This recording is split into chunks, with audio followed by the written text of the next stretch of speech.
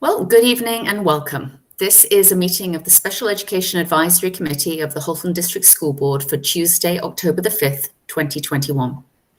Given the need to practice social distancing due to the COVID-19 pandemic, we're holding this meeting remotely through a video conference. The meeting is being recorded. In accordance with Ontario Regulation 463-97 and the new guidelines effective February the 1st, 2021, any meeting of the Board of Trustees or committee meetings which are open to the public must be live streamed and be able to take questions from the public. The purpose is to foster two-way participation during these meetings. To comply with this, CEAC will be using a Google form which is attached to each agenda distributed in advance of the meetings and posted on the HDSB CEAC website page. Questions posed during live stream meetings of CEAC may be answered during the meeting, especially those related to agenda items, or at the following meeting at the discretion of the chair. For efficiency, multiple questions received that are similar in nature may be grouped together at the discretion of the chair and/or vice chair. Questions will not be attributed. Notation will be made that multiple people ask the same question. Any questions that contain language that is hateful or discriminatory will not be considered. So before we start the meeting, I'd like to hand over to our Vice Chair, Lucille, to start with a roll call to record who's present and in attendance. Please answer yes or present. Okay, so I'm here and Alison is here and Colette is here. We have some staff members, Curtis Innes, Dean Barnes, Diane Miller. Present. Diane Vanden Bosch. Present. Hi, everyone. Hi. Heather. Good evening. Jen Heidstra.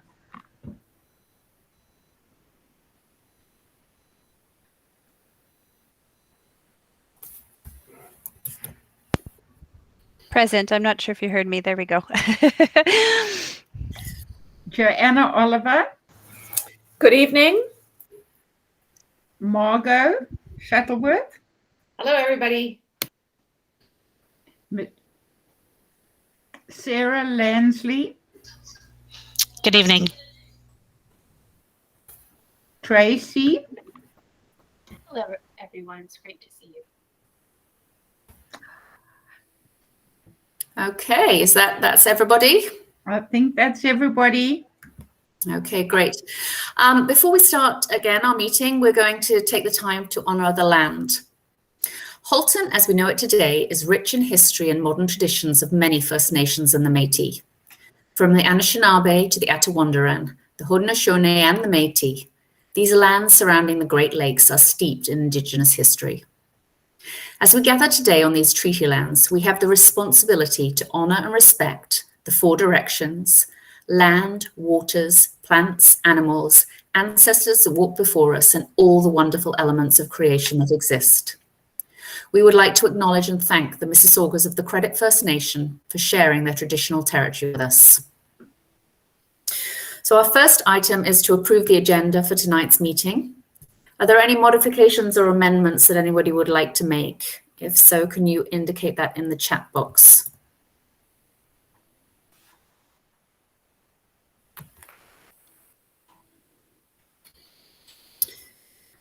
I'm not seeing any. Would somebody like to motion?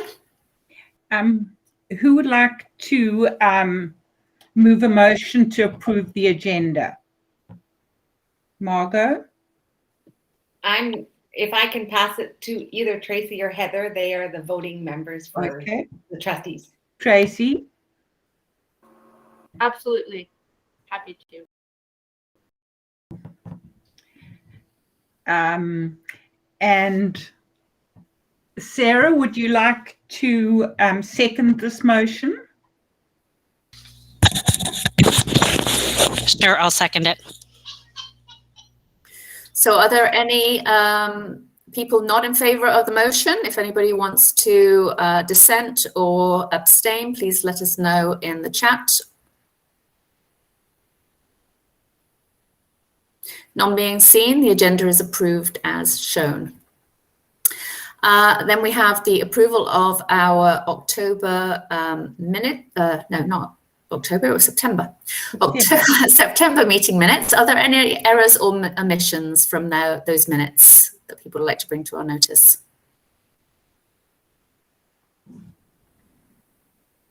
No. Lucille?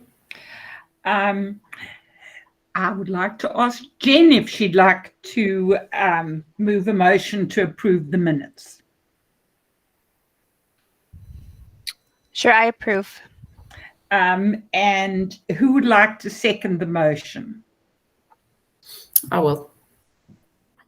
Thank you. Okay, anybody who wants to vote against or abstain against passing the minutes, please let us know at this time.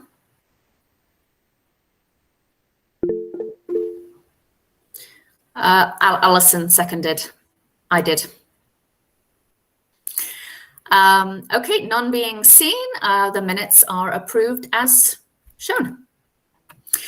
Okay, before we start our action items, I have the great honour of welcoming our new Director of Education, Mr. Curtis Ennis, to SEAC. Mr. Ennis, would you like to say a few words? Thank you very much, Alison. It's great to be here with everyone this evening to support the work of SEAC. I know how important the work is that you do. Our students with special education needs is a priority for us in terms of the work that we need to do to make sure that every single student is getting the education that they need, getting the supports that they need, getting the accommodations that they need, getting the modifications that they need so that they too can be successful in school. And so that I understand that the triangulation between families, the school, and our students is one that is of vital importance to the work that we do. And the communication that we must continue to uphold is often one I know that always needs work. And even being brand new, I know that that is something that we need to continue to work on when we're working with our students with special needs and their families.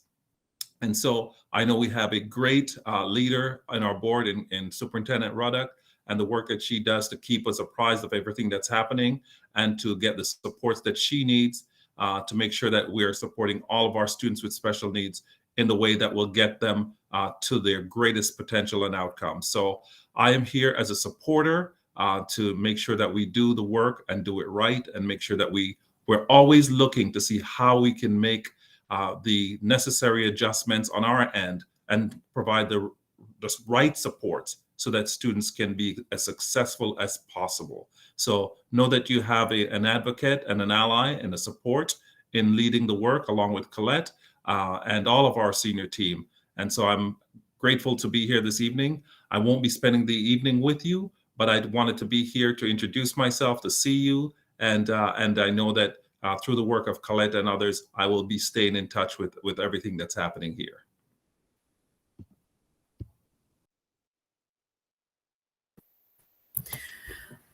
Okay, well, thank you very much, Mr. Ennis. As a group, I'm sure I speak for everyone in wishing you all the best in your time at HDSB. So welcome and thank you. So as item 2.1 on our agenda, tonight we have a student wellbeing presentation from Dean Barnes, the new Superintendent of Student Wellbeing. And so I'd like to welcome you, Dean. Thank you. It's a pleasure to meet everyone. And thank you for having us here to do a presentation today to SEAC. I've brought along two of my leaders in our department. Rebecca Mantonen is one of our professional managers, and Michelle Mccann is our instructional program leader. They're on the bottom left of my screen.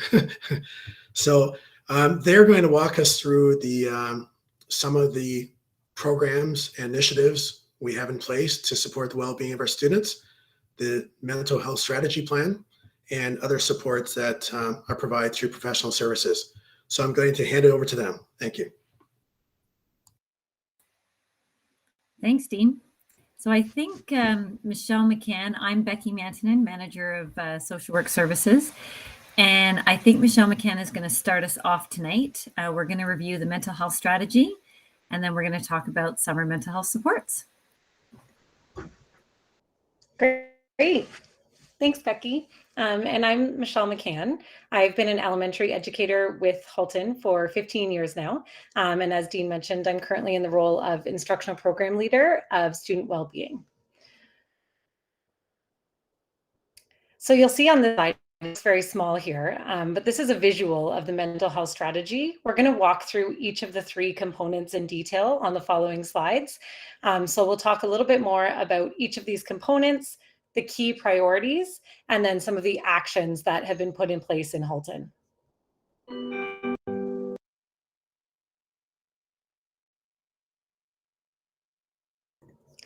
So first here, you can see the 3 main components. So student mental health and well-being, mentally healthy school and classroom environments, mental health support and care. And right at the top of the strategy, you'll see this statement. This strategy recognizes and aims to eliminate discriminatory barriers due to colonialism and systemic oppression to ensure the mental health and well-being of all students. So as we walk through the actions, you'll be able to see how this statement relates. So the first area of the strategy is student mental health and well-being. Key priorities being students have awareness, knowledge, and skills related to cognitive, spiritual, social, emotional, and physical well-being. And second, students are actively engaged in planning mental health promotion activities. So some of the actions that we've put in place in Halton are to develop and make available to all teachers educator resources. So we put together a first 10 days activity, a circle of support resource, culturally responsive guiding questions for educators, mentally healthy classroom checklist, and all of these tools designed to support student mental health and well-being upon the return to school for September 2021. We've also put together a plan to build awareness of and capacity for mental health and well-being practices. So for example, we put together mentally healthy classroom tools, an educator resource. We've used the School Mental Health Ontario everyday mental health practices, and then looked at social emotional learning programs in every classroom from K to 8. So we've done this by providing the critically conscious reflection tool and mentally healthy classroom tool. Also, increasing awareness of resources and providing coaching to classroom teachers, building a bank of strategies to increase students' learning skills. We've also been building a bank of IEP strategies for students with anxiety, and then developed, shared, and promoting the use of picture books as mentor texts for mental health and well-being, and accompanying lesson plans that can be used in individual classrooms. Students also receive instruction in social emotional learning through the new health and physical education curriculum, as well as the new and most recent mathematics curriculum. Further, every school has a youth lead in grades 7 to 12 that are both part of their school well-being team. And these students are actively involved in the development and promotion of a broad range of mental health awareness campaign activities. They're active in the development of a board-wide plan to increase students' help-seeking behaviors. And when we look at this component of mentally healthy school and classroom environments, the key priorities here are staff understanding the whole person approach to student well-being, and then using this approach to develop student mental health and well-being. And then also educators provide inclusive and culturally relevant and responsive well-being practices and social emotional instruction every day using an anti-racist approach. Some of the key action items in this area have included establishing a data collection process of awareness and use of the well-being activities and resources that have been shared. Also evaluating the awareness and use of the critically conscious reflection tool and mentally healthy classroom tool. We also completed a review as a team at the board level around social emotional learning programs that are provided in manualized format to ensure that they are anti-racist and anti-oppressive. And through that review, we're able to create 2 educator supplemental guides for manualized SEL programs, and then communicating the outcomes and rationale of that review with the recommendations and findings. We've also provided multiple mental health and well-being PD learning opportunities to both schools and staff through drop-in sessions and registered PD learning sessions. And then we also provide regular networking meetings for the educator mental health lead, as well as the youth lead in each of the school well-being teams. And then I think Becky's going to talk about the third component of the mental health strategy and some of the action items there. Thanks, Michelle. So in terms of mental health support and care, our key priorities, you can see, are student access to mental health support, and that this is improved, and that students receive high quality care, and also that parents and school and staff and the community agencies were all engaged in a circle of support. So how we're going to do that, one of our goals and our outcomes is really centered around, we have students, we have educators, we have parents, and we have our staff. So in terms of our students, that looks like exploring peer support programs and what that might look like inside our schools. Looking at barriers to access, what are the barriers to accessing school mental health care? Why are some kids accessing that support and why are others not? For educators, that looks like developing videos and sharing those mental health literacy videos. We've launched already a few of those videos, and all elementary staff are receiving suicide awareness sessions, and there's also trauma PD sessions that are available to school and staff, and they've been revised to include racialized trauma and Indigenous trauma specifically. We've also been developing coping and support plans and looking at more, what's the word I'm looking for? Better identified plans and having a framework of support for non-suicidal self-injury so that parents and schools really know how to respond. I think for our mental health professionals, we're looking at our evidence-based mental health training. So what are our mental health professionals doing in terms of their own professional development, and how are we supporting them? Looking at evidence-based mental health interventions, virtual and in-person evidence-based groups, which we're going to talk more about later, and also data collection. We've implemented a brand new electronic documentation system for all of our PSSP staff. That would be social workers, child and youth workers, speech and language pathologists, behavior analysts, and psychologists. So that's been really exciting. It's been a huge chunk of work, but that will enable us to build better reporting mechanisms and look at evidence-based care, measurement-based care. So that's really exciting. Social workers, CYCs, and psychologists are being trained on the intersectionality of mental health, racism, identity, and well-being. And for staff, are developing a plan to increase staff awarenesses, skills and practices for meaningful parent and guardian engagement, and identify and remove discriminatory biases and systemic barriers to supporting children. And for parents, our mental health sessions. I know last year, many parents joined us for our mental health sessions, and we will be excited to offer a new lineup of mental health sessions this year, and also creating and sharing mental health videos for parents.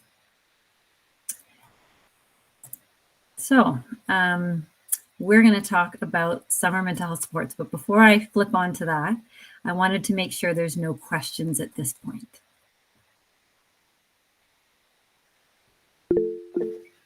Allison. Oh, and then Heather. Yeah, just a quick question. You mentioned there the intersectionality with other groups. Is there anything specific that you're doing to acknowledge the intersectionality of mental health issues specifically with disabilities and some of the groups that we represent? Absolutely. So I'm really glad you raised that. We've done a lot of training last year and this upcoming year. And we've done some training specifically on autism spectrum disorders and how we can support CYCs and social workers in learning more about how to support kids with those needs and also neurodiversity needs. So one of the things we're launching this year is actually a therapeutic social work group for young people with neurodiversity. So we're really excited to be building that group. And yeah, we've been continually working, and we have a social worker actually dedicated to our CPP classes and who works alongside our other social workers in building up skills and capacity building with neurodiversity and students who are struggling with various mental health issues and how it intersects with that. Thank you. I think Heather had a question. I do, thank you. You mentioned that you have a new computer system or digital system for the CYC, social workers, et cetera. Have we taken extra precautions to make sure that that can't be hacked in and that the confidentiality of our students remains top notch? That's a great question. Yes, we have. So our system passed a rigorous RFP with privacy requirements and digital encryption, bank level encryption. And the only folks that have access to that are the actual regulated health professionals that work within the board. Thank you.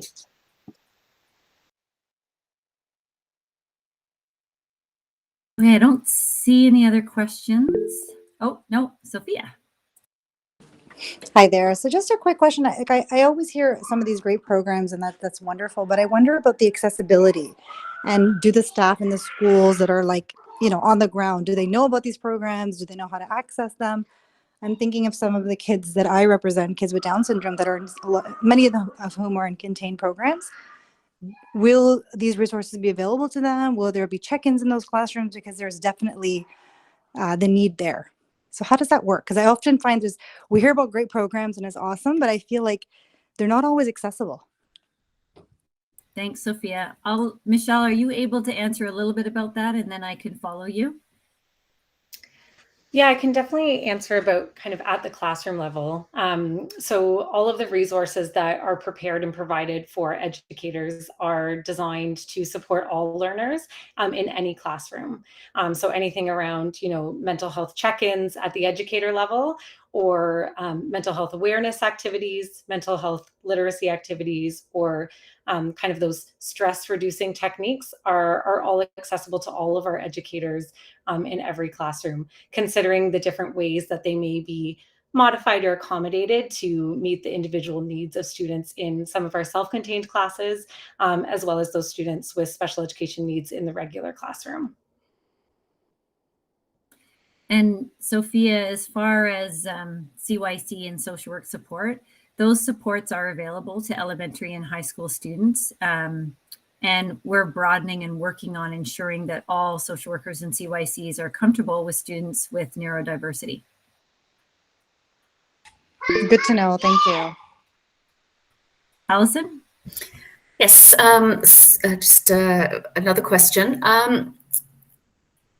In terms of the amount of support that is available, I mean, obviously this is a very difficult time for many, many students. Do you feel there are sufficient resources to deal with every child who's struggling right now? Or is there some kind of wait list or triage system that we're having to use? This is obviously a very, very challenging time for many students. Yeah, thanks for raising that. We don't have wait lists at this time for CYC and social work services. I can't speak to the other professional services, speech and psych and behavior analysts. I can't speak to those services, but for CYC and social work, no, we don't have wait lists at this time.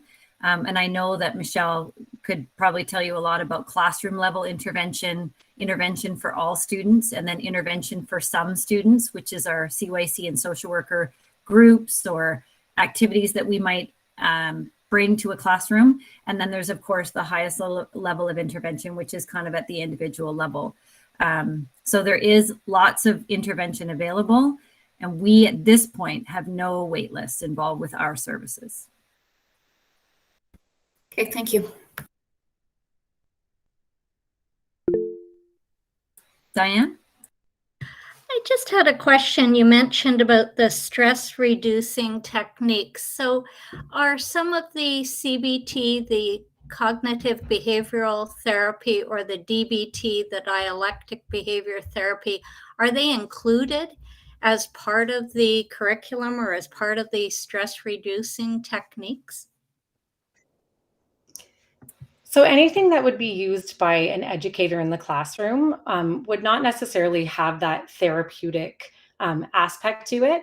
They may take pieces of cognitive behavioral therapy or dialectic behavioral therapy, but because our educators aren't licensed clinicians.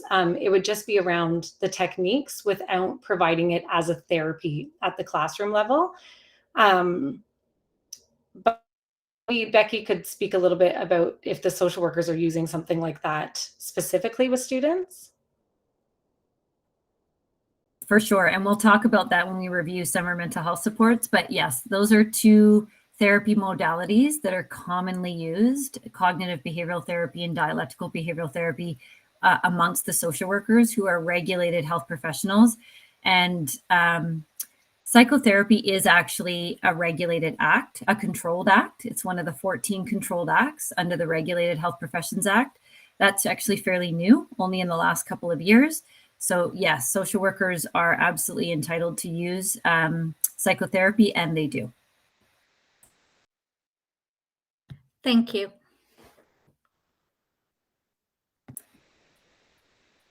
Okay, I don't think I see any other hands, so we'll move along. I'm just doing a time check, Dean and Colette. How much time do I have to review, just so I make sure I don't go over?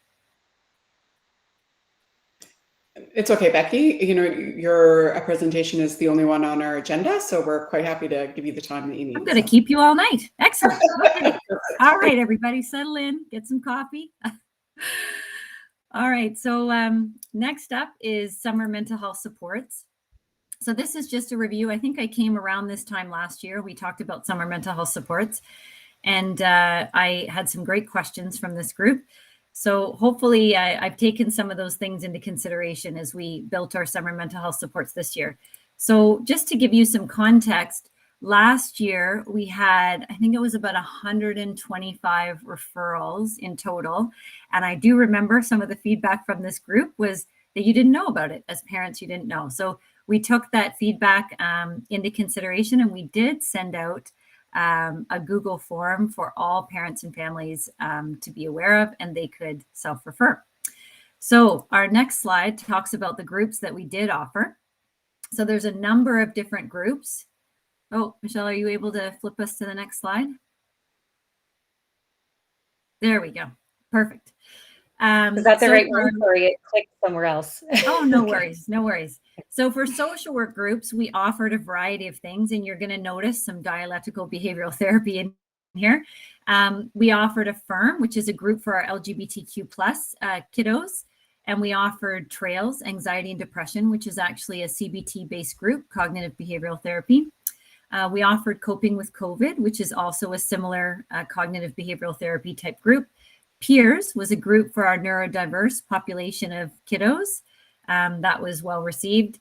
And our transition to high school. And we actually had grade 8 and 9 in that, because of course our grade 9s really hadn't had an opportunity to go to high school. We had Habits for Wellness, and we had our dialectical behavioral therapy informed group. We had Black Girls Non-Binary Speak. We had Black Guys Non-Binary Speak that was actually combined with the Cultural Mentorship Program. And we had our Asian Wellness Group and our South Asian Wellness Group. Oh, and I've forgotten one group on here because it was new.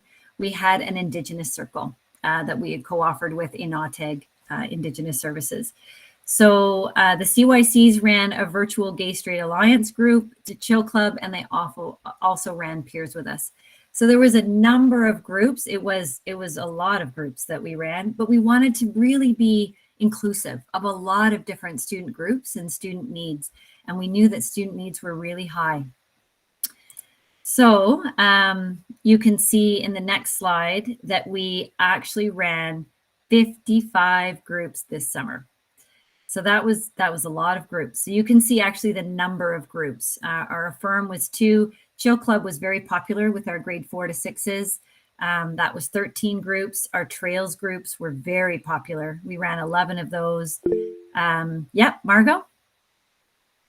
Hi, sorry. Can I just ask a question? Were certain regions busier than others? So we did all of our groups virtually. So our kids came from all over the board, from 74 different schools, or actually all over 100 schools. They came from all of our schools. And I can't say that any one area was busier than another that I became aware of through our data collection. I can't say that anything stuck out to me, no.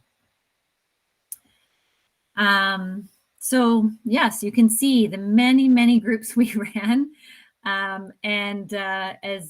As our board leadership will tell you, I kept going back asking for more staff because we had more and more needs. And you know what? I was really grateful. The money kept flowing. So that was really wonderful because we had referrals grew literally by the day. They were just every day I would watch the Google referral forms and there was 100 kids, 200 kids, 300 kids. It just, the referrals were ballooning. So the need was really there. If we look at our data collection on the next slide, we can see that during the school year, we did a number of tracking outcomes. And over the summer, we also continued to track. We wanted to see what was our outcomes. Were we moving the dial on children's mental health and how were we moving the dial? So we did a combination of surveys and valid, reliable tools that we use, the GAD-7 and the PHQ-9, in addition to tracking the quantitative numbers. So we did a lot of work in tracking all that. And if we look at our next screen, in terms of our school year and what social work looks like, last year we had 28 social work bodies. We supported over 2,000 students and families. We supported over 1,000 students and families directly. So sometimes school staff consult us. Sometimes there is no consent from a family that maybe doesn't want to get involved or social work or might have outside services, but school staff still needs support in the moment with how to manage a student's needs. So that's when we consult on a no-name basis. And that's why the number for how many unique students we supported is higher than how many students we actually directly supported, meaning a referral was received, consent was received, and that support was given that way. So you'll notice that the bulk of our work is in secondary, which is interesting because the summer numbers were the opposite. And that a lot of the support this year, you'll notice the clinical therapy, it wasn't a big number. A lot of it was mental health check-in support. A lot of kids needed that check-in and just that supportive moment with a social worker in an office. A lot of it was attendance. Allison, yep. Sorry, just a quick question. This is last school year, yeah? Yes. Okay. This is our 2020-2021 school year that ended in June. Yeah. Sorry if I didn't clarify that. We did a lot of parent support and coaching, the no-name consultations, you can see that, and the school transition and support. Not a lot of crisis and some groups. So the bulk of the work was attendance. We actually had an attendance tsunami. So for those of you that don't know, social workers at our school board have a dual role. They are attendance counselors and they are also clinical social workers. The roles are actually quite separate, but attendance work takes up about 30% of our time. It's a huge chunk of the work for social workers. And it's often kids who were having struggles, families who might have been having struggles, and social workers get involved and meet with the family, do a home visit, and try to help and bridge support to get that student back to school, remove barriers, and have the student be in attendance once again. So on our next slide, we cover off the top concerns. So we did track this. So as students come in to see us and we have referrals, we actually tracked the reason for the referral. And you can see attendance was number one. We had, as you can imagine, last year was quite a year with students in school and out of school and virtual school. A lot of kids struggled with attendance. A lot of kids struggled with that. So that was our number one issue, and anxiety and depression. I don't think that's a surprise to any of us that anxiety and depression were the next top two.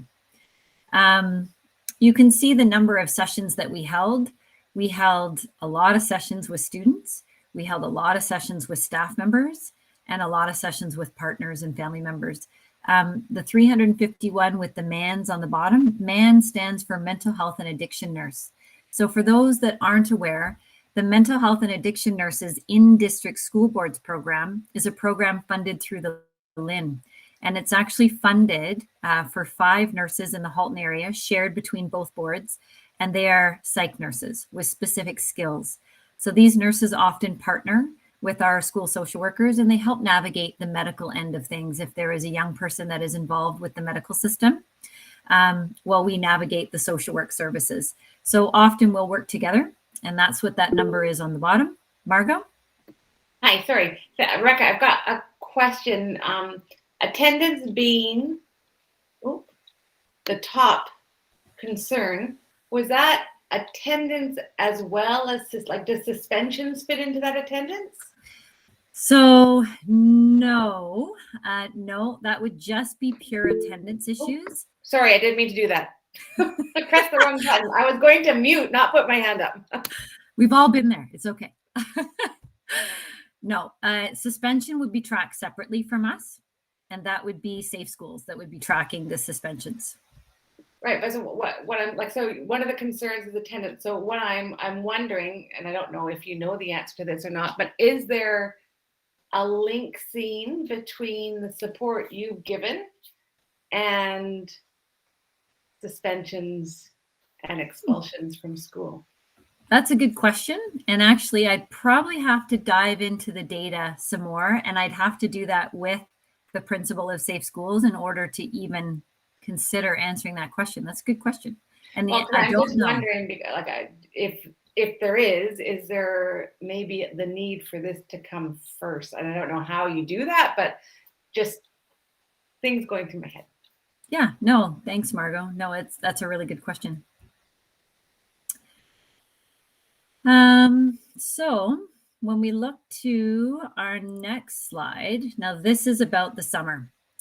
So this is the exciting part. So last summer, do you remember the number of referrals? 125. This summer, we had over 1,000 referrals. We had 10 times the number of referrals. So we actually doubled our staff complement. We more than doubled our staff complement. And we were just absolutely overwhelmed. We had to create an intake department for the summer to manage the need. And not all students and families received a group or individual services. A lot of families, we actually had, of that 1,027 referrals, 591 were made by parents and or students. We did not separate, unfortunately, we didn't separate out parents from students who made a self-referral. So I'm just going to say that from the data that I have personally gone through myself, the majority of those 591 referrals were from parents and not from students self-referring.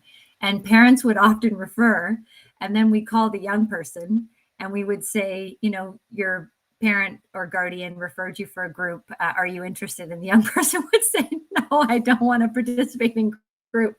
So then we'd work with the family or the young person to say, well, what supports can we provide?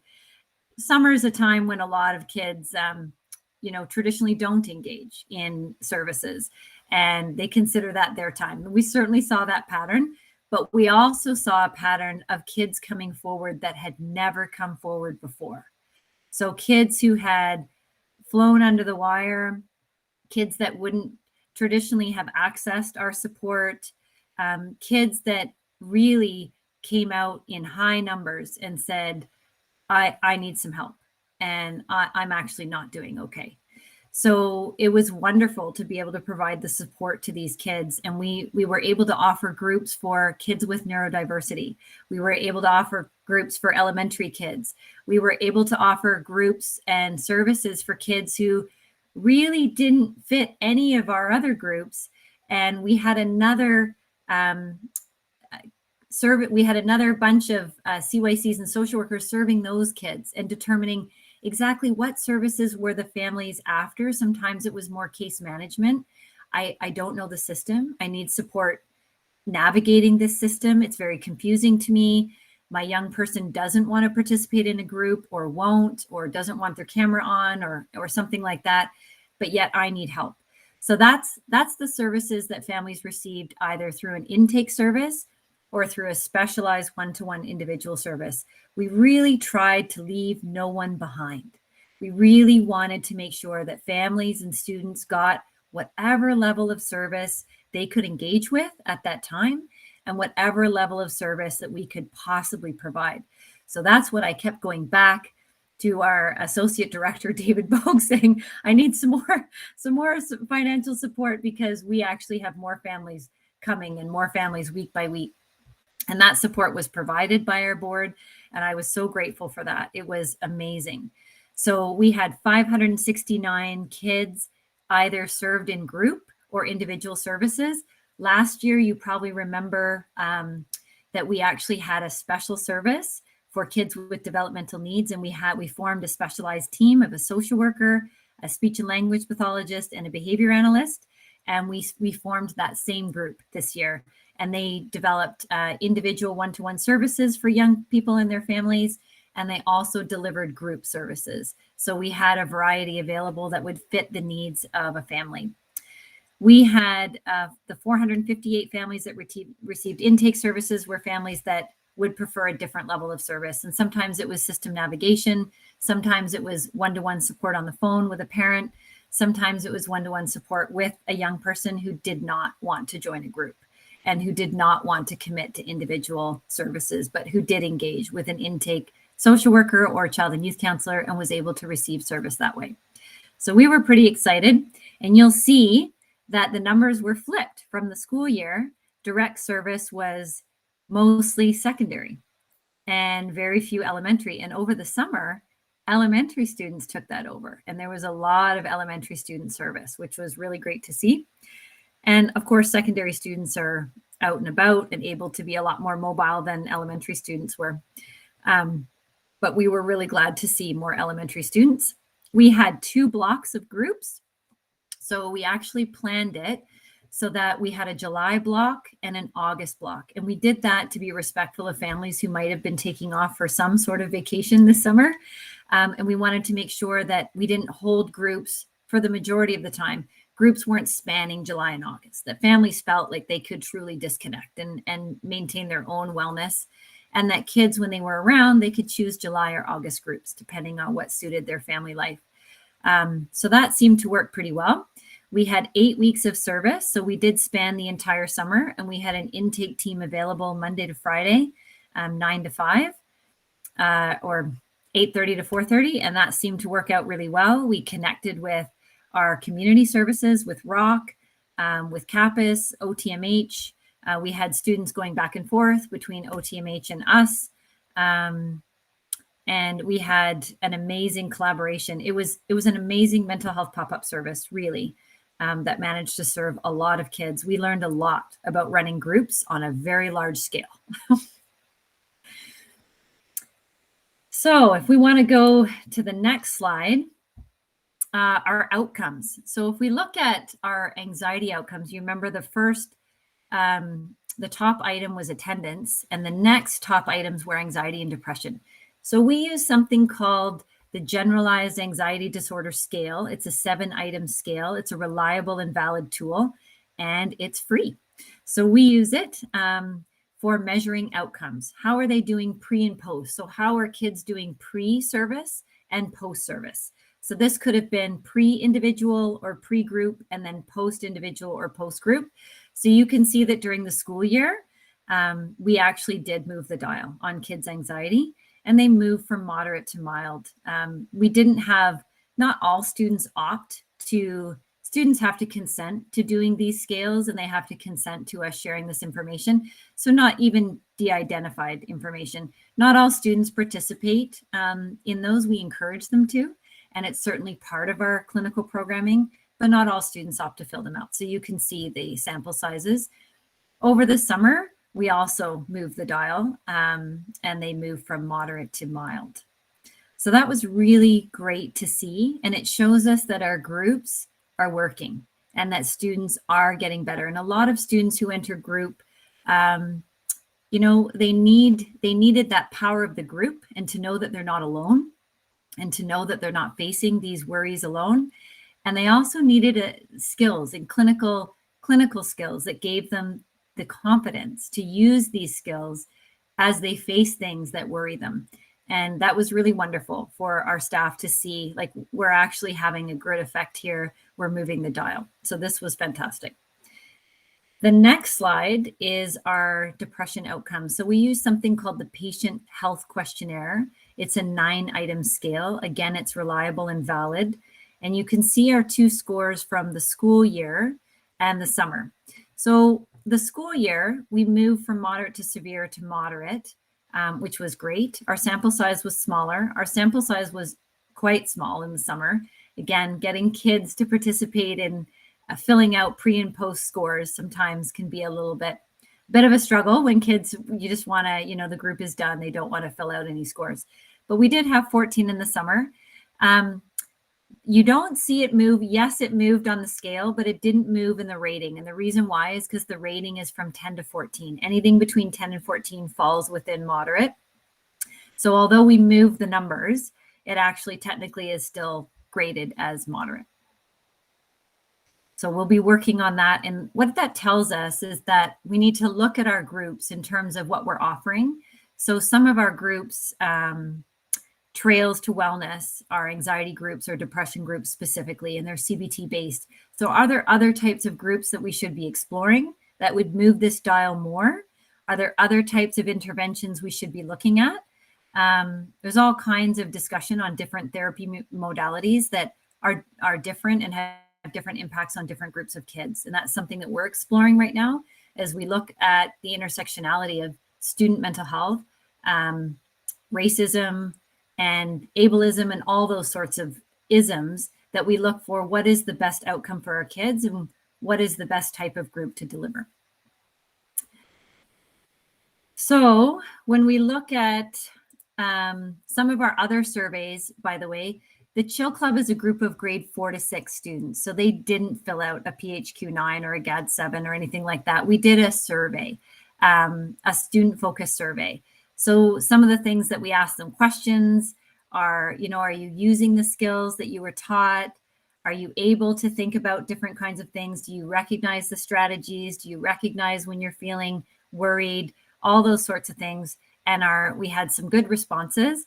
And we had some of the responses captured here are significant increases in knowing what changes happen within their body, knowing how to change their thoughts when they're worried, knowing strategies to use. So it was really nice to see some of that students are reporting a significant increase in their ability to use the skills. However, at the bottom, you can see that Chill Club participants reported relatively similar frequency scores for worrying about general life challenges. So in terms of that, there was no significant change in the worry. So we bring that back to how do we need to change the group? How do we need to build in pieces that will move that dial a little bit more? So we see that kids when they participate in group, they actually have that better outcome that we're looking for. We're looking for outcome-based measurements. One of the other groups we did a survey for, and we've combined the survey, it was the Black Girls Non-Binary Speak feedback. We combined the survey. In the school year, there was 9. In the summer, oh, Michelle, if you want to change the slides. In the summer, there was just 5 respondents. So in order to make sure the data stays de-identified, we combined the all the 14 respondents to this. So you can see that the girls and those who identify as non-binary who participated in the group definitely felt that they used the strategies in the group. They felt that they were learning strategies that were helpful and learning how to understand how racism affects them, and that they were feeling good about themselves. So that was really great. We had a nice mix of grade 7, 8s and then some high school as well. We split them into 2 groups. So that was great. And we're going to be running that again this year. We've got some amazing groups in our lineup for this year. And the next slide, students' thoughts about summer groups. So here we have 177 respondents. So after the summer was over, after we've already been after them about filling out pre and post surveys, we sent them another survey. We said, how did you feel about summer groups? So we wanted to know how comfortable they were with online groups. We certainly are holding groups again this year, and our groups are currently still virtual. So we wanted to know, how's that going? This is, as everyone flipped from face-to-face services clinically to virtual services, we want to check in with kids and see how that's going. Actually, most students were very comfortable. And some of the feedback that we heard was students actually preferred the virtual group. And the reason why is we used to do our summer groups or our social work groups by school. So therapeutic groups were run at Blakelock, or they were run at White Oak, so they were run at whatever school, and they were run in person. And a lot of the kids said, you know, I actually prefer virtual groups because they're board wide. Any student can participate. So we're getting a huge, mix of kids from all different areas. And they actually preferred not having a group within their school. They liked it. They liked the fact that they were meeting kids from outside their school. And they liked the fact that they weren't feeling kind of maybe uncomfortable sometimes with having a group run in their school with students that they may recognize in the hallways and students that they may not necessarily want to share information with in a clinical group format. So that was really interesting feedback, that they actually said, a lot of kids said they were more comfortable with virtual than they were with in-person. The usefulness of strategies, most of them found it useful, and achievement of goals. So for sure, that was a little bit lower than what we had anticipated. And a lot of kids weren't really sure if they achieved any goals. So what we take away from that is maybe we need to have clearer goals at the beginning of our therapy group so that kids understand, the type of things that they can be looking at personally in what they would like to get out of a group at the beginning of group. So all these things we take back and we think about how we can do continuous quality improvement and how we can continuously improve our group offerings for young people. Our next slide is just a slide of some of the thoughts. So some of their feedback that we captured on that survey. My favorite one is in the middle: learning strategies I can use to help myself. Ultimately, the goal for most of our kids is to learn to self-manage and to learn to self-identify when I'm not feeling well, and what things can I do to make myself feel better. So I love that. Talking with people who are similar, a lot of them really like the virtual group format. They like the fact that they met kids from all over Halton. Talking about and sharing experiences and just all the activities. We had a lot of activities we did with the kids. We had a lot of things that we gave them as part of a group. We actually made them up all packages. The packages included a journal, a pen. Journaling was part of every group. There was some activities, stress busters that were included in that package. And there was a $5 Tim's card that was included for motivational strategies. So each young person in a group was given, if they were struggling with getting out of bed or they were struggling with getting out of the house because the pandemic had kind of worn them down, the gift card was there to say, okay, your assignment this week is to go to Tim Hortons and get yourself something, or to go out of the door, out of the house, and to go interact with someone. So motivational strategies are part of cognitive behavioral therapy and a really important part of getting better. So we are really grateful to Halton Learning Foundation, who funded some of that, and it enabled us to have a lot of supplies for our groups. That was wonderful. And the kids all raved about the different things they got in their packages.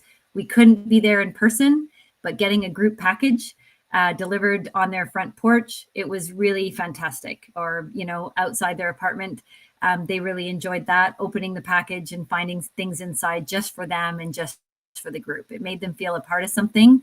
And we got feedback that was really something lovely that they appreciated.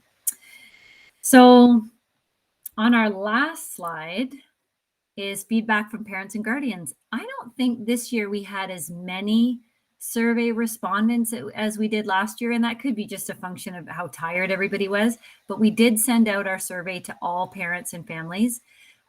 We did receive 39 responses, and of those 39, so of that sampling, certainly they were comfortable with what we were offering. They found it helpful or very helpful. They liked that they were made aware of the tools, and they reported that they were very satisfied or satisfied.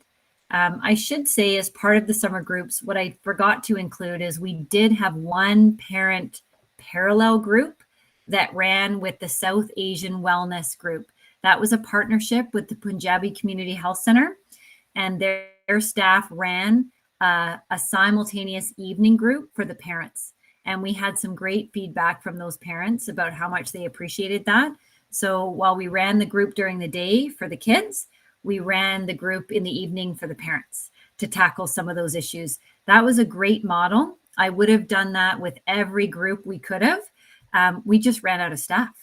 So we just didn't have enough staff to do all that, but it was an interesting model. And I think our feedback was that was really appreciated. For those parents that wish to participate in an evening parent group, it was really well received and appreciated. So we hope to be bringing some of those sorts of things to the future in looking at this year, our groups, and I'm not sure what the summer might hold next year, but that's certainly a model that we'd like to look at. A lot of parents appreciated learning those skills alongside their young people, skills that are useful in the home for all of us. So I think with that, it's 8 o'clock, and any questions about that? Allison. Hi, yes, thank you. I just wondered, is there any ability or desire to look kind of longitudinally at how the skill retention has gone for some of these programs? Obviously, we all know that it's very easy to learn skills, but it's actually putting them into practice that helps. And I know that you did have difficulty getting surveys back, but obviously it would be very helpful to know how much was actually retained. That is an excellent question. We're actually hoping to build in some measurement-based care measures within our new electronic documentation system. And that would be something we'd be looking at in terms of aftercare and follow-up from some of these groups. So for sure, that's something that we're interested in, and that's something we'd like to build into our new system.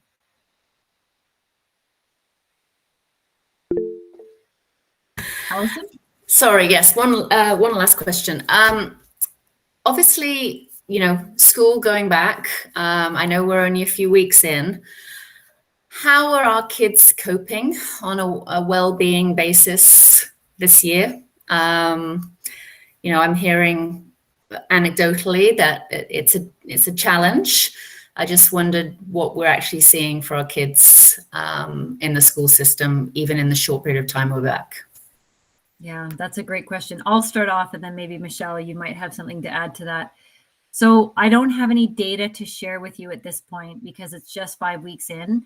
I will say, though, I am aware from the social work group that it's been a very unusual September start. So usually September is quite slow.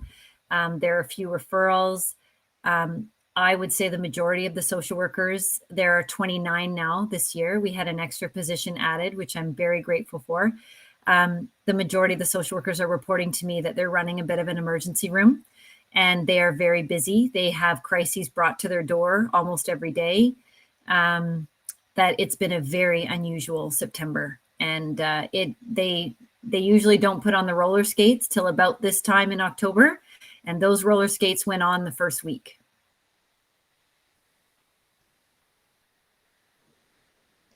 I would say that the message is consistent too in elementary with our child youth counselors are feeling that same increase in student referrals, increase in student anxiety. So yeah, it's been a consistent, feeling in the elementary schools as well. Okay. All right. Thank you. Yalin?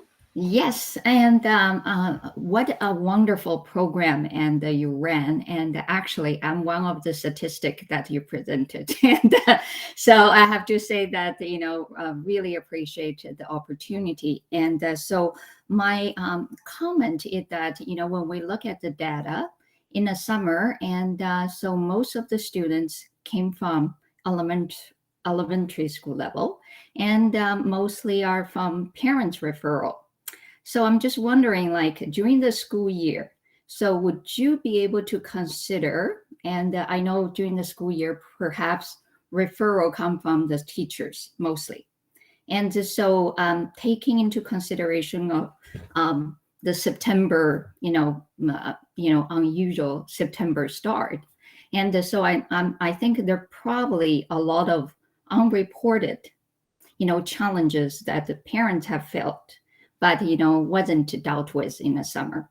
And so either anything that, in the future, and when you thinking or planning for the future programs, and would incorporate the parent referral along with the school teacher referral, and in that kind of so cover more and the teacher students that may be in need.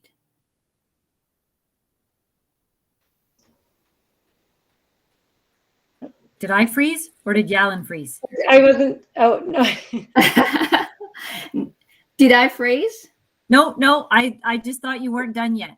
Are Okay. you? So I just wondering that if there's maybe using the experience from this year, and so thinking of a newer model to incorporate the parents referral, and in the future that to catch more or to provide support for more students that may be in need. Absolutely. So we've been thinking about that because I actually wanted to read you the numbers for the referrals. So this summer, we had 89 referrals from administrators, from school staff. We had 62 referrals that came from within the social work or CYC group for students that they were aware of. And we had 591, I would say, for mostly parents. It was a parent-student Google form, but I would say mostly parents. And then we had another 285 emails from parents requesting support. So for sure, that was the overwhelming number of support. This year, we just sent out last week, and it's on the student. It was just sent out directly to students' inboxes. We are offering groups now this fall. So all students in grade 9 to 12 receive this directly to their inbox, so they can self-register if they want for a group. And we are just debating what to do with elementary school. So your question is timely. And I like the fact that, you want to be involved, and you would like, I'm guessing that you appreciated that Google form in the summer that was sent out to all parents and families. And it gave parents and guardians the opportunity to refer their young person. Yes. And you'd like to see that again. Yeah. So I think that, the way that, I think the accessibility, because we know those wonderful programs, but we don't know, which one is suitable. So I think your intake that, the triage system, having a number of, social worker that calling and talking to the kids, not just parents, signing the kids up, but actually having someone to call and talk to the kids and to understand their needs and then put them into the appropriate group. I think that whole process is really working so well. And I think, sometimes I think, a lot of kids are unsure whether they need support or they need help. They think it's just the way it is. And so sometimes parents would feel the challenges, that when they see the challenges and the struggles their kids are facing, but they also don't know how to deal with that. I think that giving those, opportunity that, being sent out from the board and, to everybody, and then to self-identify, I think it's very, it's really eliminating the barrier and for accessing the services. So I think, if this kind of approach and we can continue in the future, regardless it's during school year or summertime, I think that will be, from a parent's perspective, and it will be very effective. Thanks, Yalen. I completely understand, and we certainly found that. For the high school kids this year, we've decided to send the sign up directly into their email inboxes. So they have that, and we were just deciding what to do with elementary. So I like your idea that it actually goes back out to parents. And I'm going to just look to my superintendent and let him know that that will require staff. And we certainly enjoyed helping parents navigate the system. And you captured that perfectly. We had a lot of parents who knew they needed help. They just didn't know where to go. And then they saw this link come out. They clicked on it. They were able to get a phone call back from our intake team. And that brought a sense of We offered a group, we offered service, but we also offered to system navigate, which was really, a lot of parents told us how helpful that was. Yeah, that's exactly, from a parent's perspective, this is my experience, and it's really helpful. And, my daughter was, unsure of whether I need or I don't need, but I could see that, the anxiety, especially during COVID, and, she's a teenager, but it's hard to get her out of the bed. But, again, as a parent, you're not so sure because you're not trained clinician. And so, that something is not right, but you don't know how, and you don't know where to look for resources. So I really appreciate that. And I hope that, you will keep, the board will keep money flowing, and because the program really have the positive outcome and for the kids, I think. Well, thanks, Yellen. I really appreciate hearing that. And I know where you come from as a parent. Allison? Yes, and I promise this will be my last question. So one thing, obviously you've sent the email out to high school students for them to self-refer. Those are for group programs. My question is, what about the students that probably are feeling so anxious that they don't feel they can sit in a group? How do they get support? Because they're probably not going to self-refer. Yeah, I'm glad you asked that question. So this actually came up over the summer because we did have that feedback. We had feedback that some students were too anxious to be in a group, turn on their camera, that sort of thing. So we certainly want parents and families connecting with the school if they feel that supports are needed, either to have a conversation with someone from the school about navigating to supports. But we also came up with the idea of offering a virtual coping kit for kids who were too anxious and for whom turning on the camera wasn't comfortable. So a link, which we're developing right now. So it's a link to, for those kids who couldn't participate in the summer, we wanted to bring the skills to them in a virtual format. And those videos will have links to community services, information about community services, and will demonstrate HDSB students demonstrating some of the skills that were learned in the group and some of the therapeutic skills that were picked up and delivered in the groups.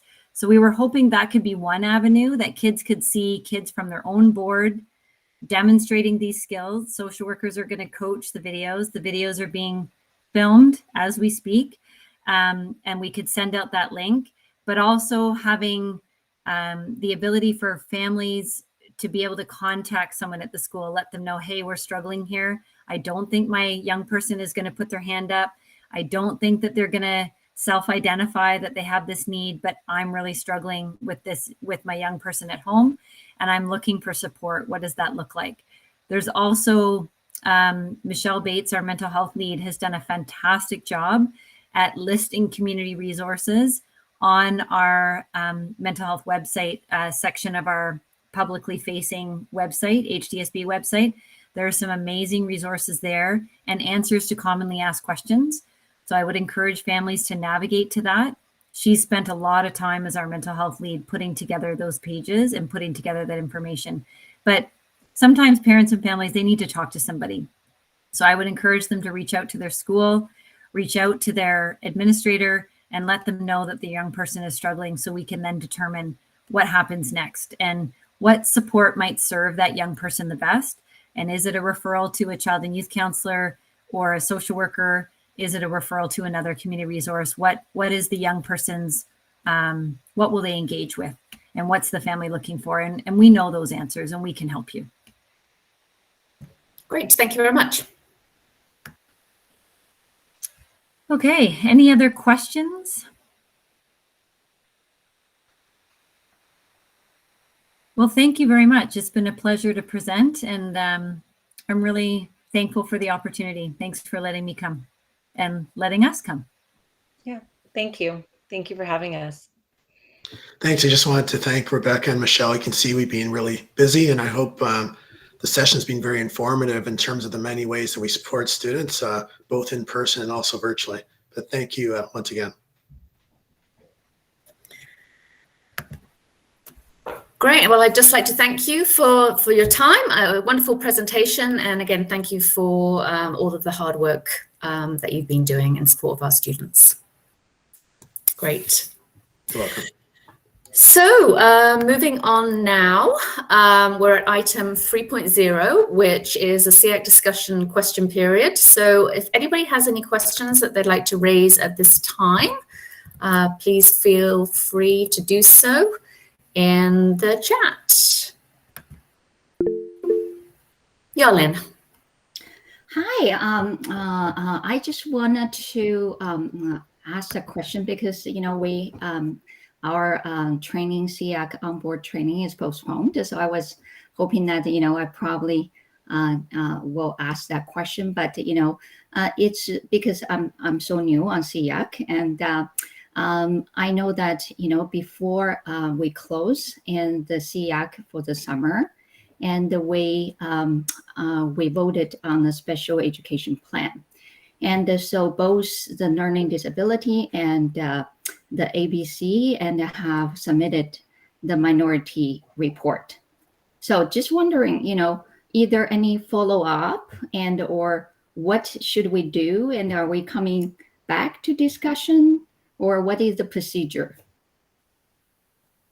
for the minority report and on special education plan? So because I haven't had the training yet, so just you know, a question I'd like to ask. Thanks, Yalen, and I do apologize for canceling at the last minute that training session. I was quite sick last week, and I wouldn't have been much help in a training session on Tuesday night. But we do have that coming up next week, so I do look forward to that. In terms of the minority reports, they were appended to the special education plan. And the chair of the board provided a response to the minority report, and that also has been appended to the special education plan. All of that was circulated to SEAC in June, and the version that's been posted on the website reflects the minority report as well as the chair's response to the minority report. So in terms of that, a procedural piece that is complete. As a part of the discussion at the point of that minority report in June of last year, we did commit to bringing for information and for discussion and to gather your feedback as a SEAC group on the problem-solving pathway and how it is applied in schools. And we do have a plan to bring that presentation next month in November. So that's kind of our follow-up action as a result of the issues that were identified, in particular in the ABC minority report. That's great, Colette. And so we are going to have a problem-solving pathway presentation next month? Yes, that's right. Okay, thank you. And just to follow up on that, Colette, just so I understand the procedure, the trustees do not approve or disapprove the plan, do they? That's basically the director's decision. They're just the trustees are made aware of any minority reports, is my understanding, yeah? Yes, so as part of the special education plan that was presented to the Board of Trustees at the June meeting, the minority reports were captured in that presentation, and then the trustees vote on the plan. So it is the Board of Trustees that vote in support or non-support, and it did.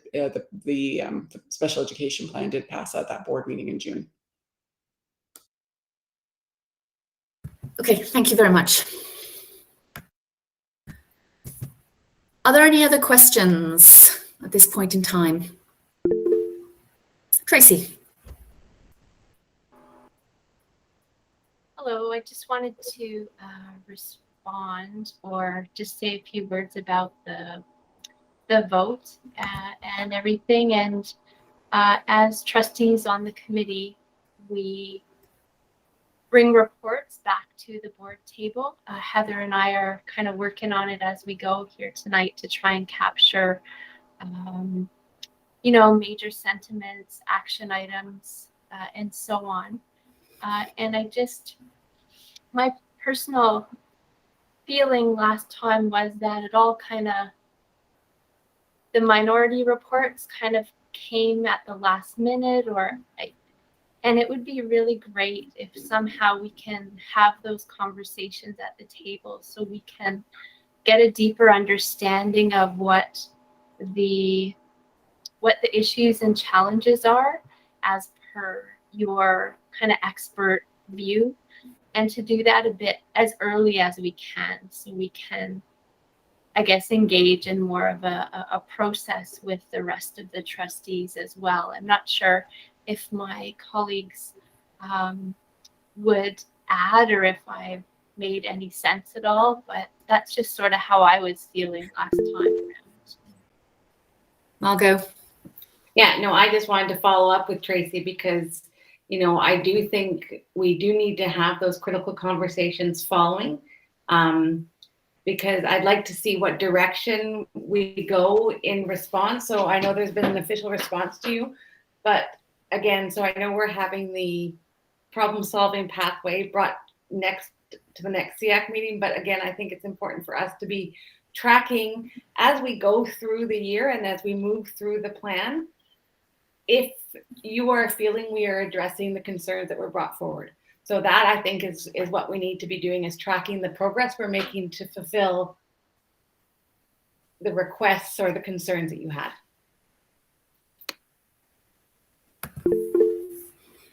Yeah, and I'll just, from an LDAHH perspective, I agree. I think, we would like to be able to work collaboratively with everybody to address what we feel the needs are of, all students with exceptionalities. And I think, that conversation needs to be held about what it is where we believe needs to be put in place, and then how is there a way that we can work towards that in order that all of us feel comfortable supporting the special education plan. Yalin. So I think, I really, agree with Tracy and Marco and, Allison that, what you have suggested and to me, and since I'm so new, and to SEAC, and so I find that the SEAC meeting is quite open and welcoming, and in terms of those concerns are basically I'm just carrying the flag, and that passed to me, and from the previous representative from the ABC, but so I.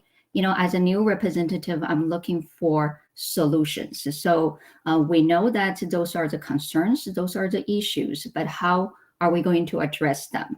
And who are we going to work with? And so I'm very happy to hear from Tracy and Marco. And, so you're also, wanting to, learn more about those issues and then find the way and to move forward. I think, it's not just, the issues that facing by, by ABC that, raise this issue, but, I think there's a broader conversation that we need to discuss and share at the SEAC meeting.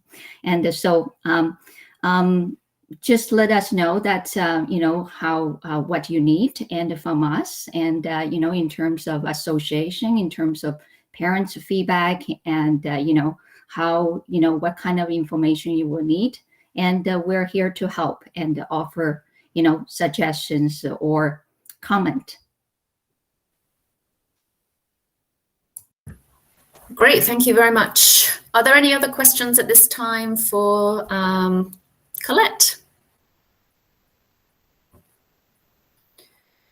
Okay, not seeing any. So right now, everybody has received this. Oh no, did we receive a superintendent's report this month? No. Okay. So I'll hand over to Ccat, who will give us the superintendent's report. Yeah, and I apologize that I didn't get my homework done, but I was wiped out last week, so I'm just doing a little catch up this week. So I do apologize, and I don't have a lot to share because our last meeting was only a couple of weeks ago, but I do have a few things to update, and I want to start by welcoming Aaron Spruill. Aaron is our newest SEAC member. He is the new representative from Voice, and he was voted in by our Board of Trustees at our last board meeting. So welcome, Aaron. We're pleased to have you join us. October is Learning Disabilities Awareness Month, and this is a month that we bring awareness to those with learning disabilities and the supports to help them reach their potential. And on top of that, today is World Teachers Day. And so this is an opportunity for us to recognize all of our teachers who work so hard to support our students with special education needs. So a huge thank you to our teachers. As I mentioned, our new SEAC member training is rescheduled for next Tuesday, and Lorna will send out an invite to all those that RSVP'd. And again, the session will be recorded for anyone who's not able to make it. And I again send you my sincerest apologies that it was canceled last week.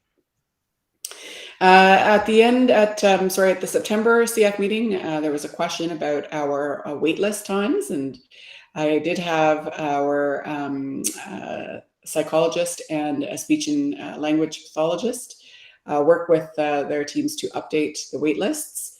And I'm happy to say that currently the wait time is approximately 9 to 12 months. And so the commitment of staff over the summer to complete assessments, excuse me, really helped mitigate some of the impacts of COVID in terms of the increased wait times that accumulated over the last year or so, and we're back into a window of 9 to 12 months. Excuse me. In terms of elementary reorganizations, we every fall go through a reorg process to ensure we have ministry compliance. This year it was, again, I think I mentioned last month, pushed out by a few weeks so that we could also do the model switch requests. And so all of that work is done, and the switch date is on Tuesday, October 12th. And the Special Education Department has very carefully reviewed all of the students moving into virtual or moving back into bricks and mortar locations, all the students who have special education needs, and ensured with the sending school and the receiving school that there is a solid transition plan in place to ensure that change is an effective one. And then, of course, on top of that, we have the reorganizations within schools. And so it does mean that essentially every school in the system, every elementary school, is impacted by a reorganization this time around. October is the month where we begin the Ccat Administration. So that is the Canadian Cognitive Abilities Test that's used for our gifted screening process. It's a test that's done with all grade 4 students. So families of grade 4 students were informed that this process will begin for all students attending in person in the coming weeks. And families of grade 4 students who are learning virtually have been provided the opportunity this year to write the test from home and have it proctored by staff through a Google Meet. So a little bit of a different approach than last year. And then the last thing I have for you is kind of a bit of good news in terms of our work with Project Search. So Project Search is an amazing program that is partnered with the Oakville Trafalgar Memorial Hospital, where our students in CPP do a workplace placement in their last year of CPP. with the goal that it leads to paid employment. And this is, this was now our third year. So we've completed 2 years of the program, both years with a success rate of 80% of students being gainfully employed at the end of the year-long placement. And when I say 80%, there are 10 kids in the placement. So it's small numbers, but meaningful numbers, and certainly tells a great story around this success of the program. And this year we've been asked to be a mentor board. So the Ministry of Education has asked that we support 16 other school boards across the province who are implementing Project Search in their own jurisdictions. So an exciting addition to this work that we're undertaking this year. And that's all I have for you, but happy to take any questions. Just as my comment, I'd love to just want to congratulate you on that Project Search. It's a wonderful program, and to think that more school boards will be doing it is really great news. So does anybody have any questions? Yes, James. I'm just wondering if we could get another presentation, maybe next year or sometime, about Project Search, because I always love to see how that program's doing. We would love to do that, absolutely.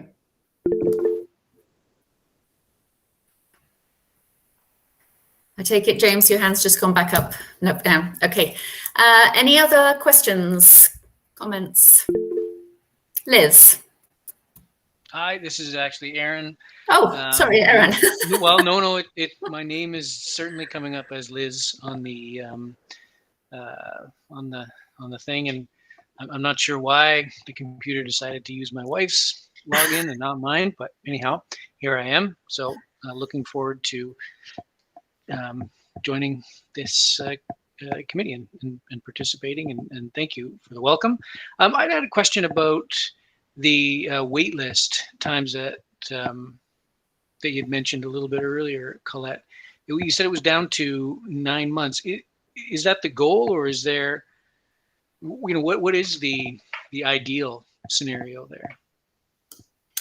Well, if I can recall correctly, in our special education plan, our goal is 6 to 9 months in terms of a wait. I mean, ultimately, our goal would be no wait list, but that wouldn't be realistic for us. But I would say that 9 to 12 months is really kind of where we typically land in terms of a wait list period. So when I say that it's kind of good news, it's that we're not seeing the impacts of COVID. We really struggled to get it down below 9 months.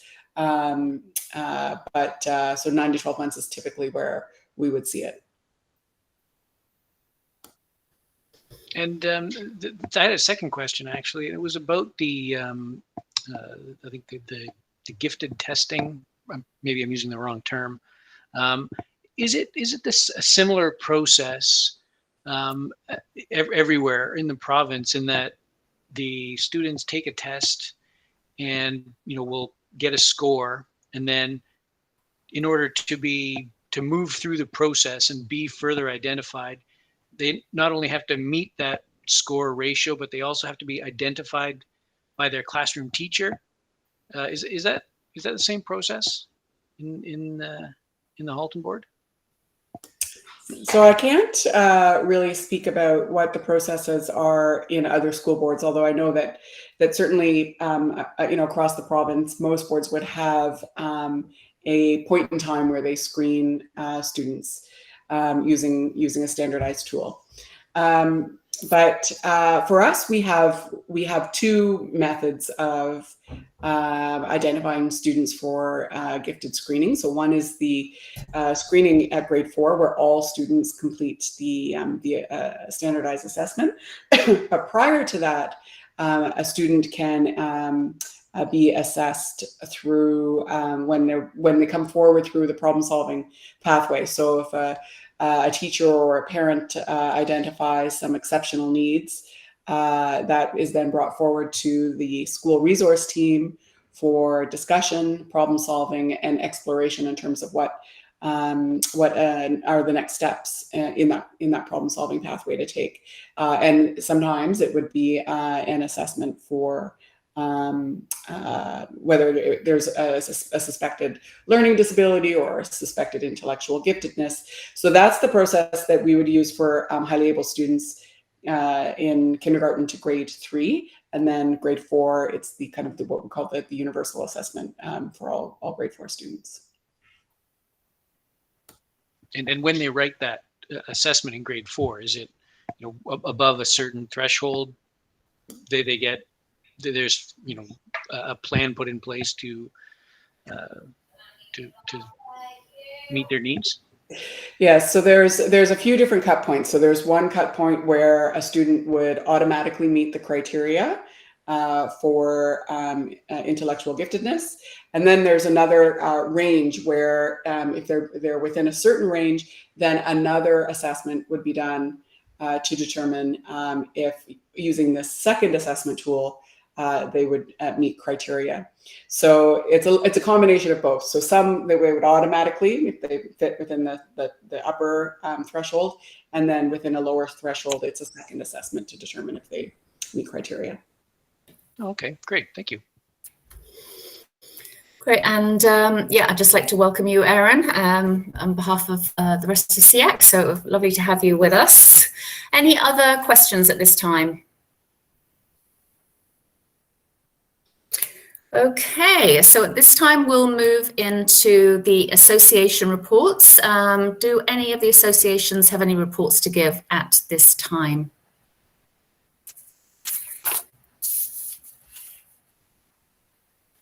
No? Okay, well, I'm going to give ours, as I always do. So as Colette mentioned, October is Learning Disabilities Awareness Month. We would like to express our gratitude to the mayors of Oakville, Milton, and Hamilton for making this a proclamation in their cities. We thank them for their support and awareness of the issues facing members of our community. And in recognition of LD Awareness Month, LDAHH is running 2 free parent workshops this month. One is actually tonight, so unfortunately we've all missed that one, which is on stress management for parents and techniques for them. And then we have one on October the 14th on how to create an IEP that works. So registration is through our events page at the Learning Disabilities Association website. We also continue to offer our literacy, numeracy, and social skills program and are preparing to launch our full self-advocacy program, SOAR. And again, anybody who's interested in any of their programs can head to www.ldahh.ca. Thank you. Any other association reports? No, okay, then we'll move to the trustees report.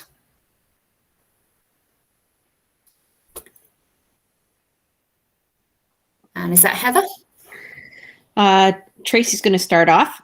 Okay, Tracy. Sure am. Hello, everybody. So I'm just going to talk a little bit about our last board meeting, which was September 29th. We started off that meeting with the unveiling of a really great piece of artwork that now hangs in the boardroom.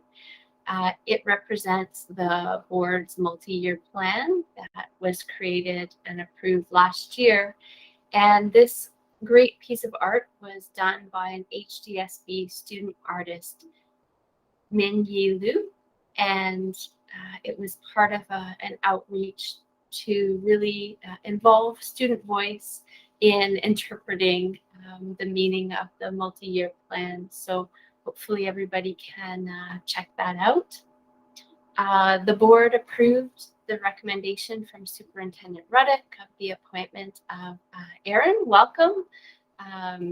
It's great to have you here and representing voice. Look forward to hearing all of your ideas and insights. Trustee Rocha and Trustee Shuttleworth brought a report about aligning the creation of the annual school year calendar with the values of equity and inclusion in the multi-year plan. And here's the motion that was carried unanimously. Be it resolved that the HDSB review existing policies and procedures related to school year calendar creation to ensure they align with the equity and inclusion commitment of our multi-year plan, which aims to champion supportive and inclusive practices. And we're fortunate that Trustee Shuttleworth's here if there are any questions on that report. And Heather, I think it's over to you now.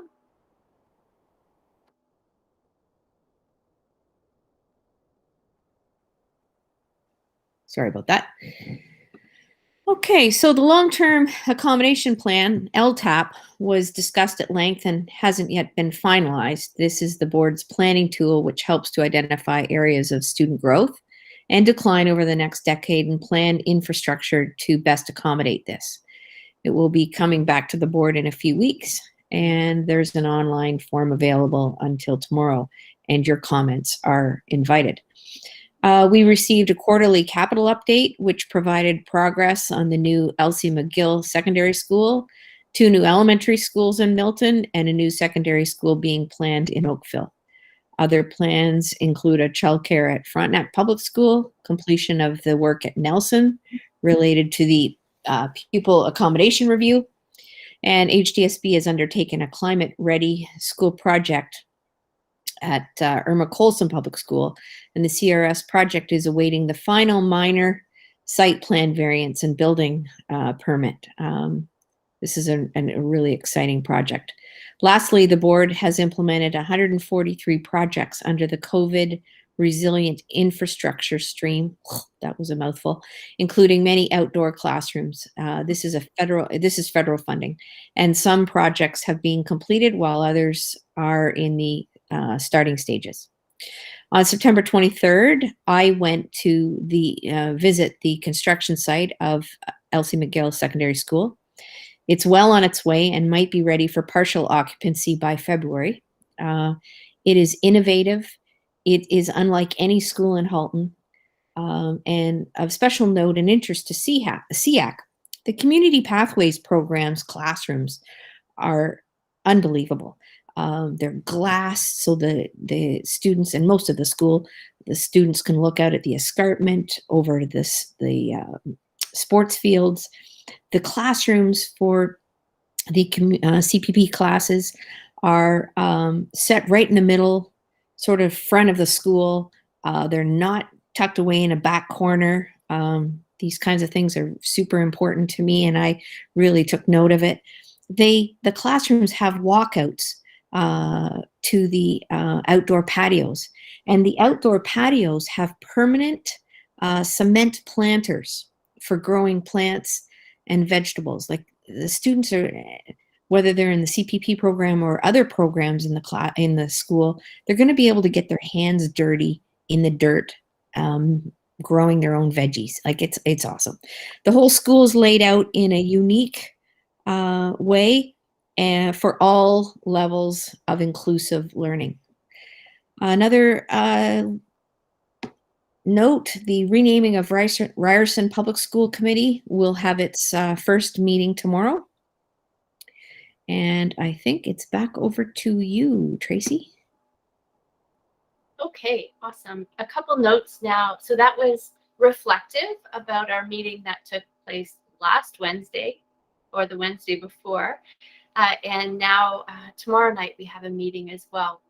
And on that agenda, there is a report on the operational plan. And I know when we were creating that multi-year plan, people said, well, this is all really good high level stuff, but how does it really translate to good stuff in the schools and in the classrooms for every student? And that is tracked through the operational plan.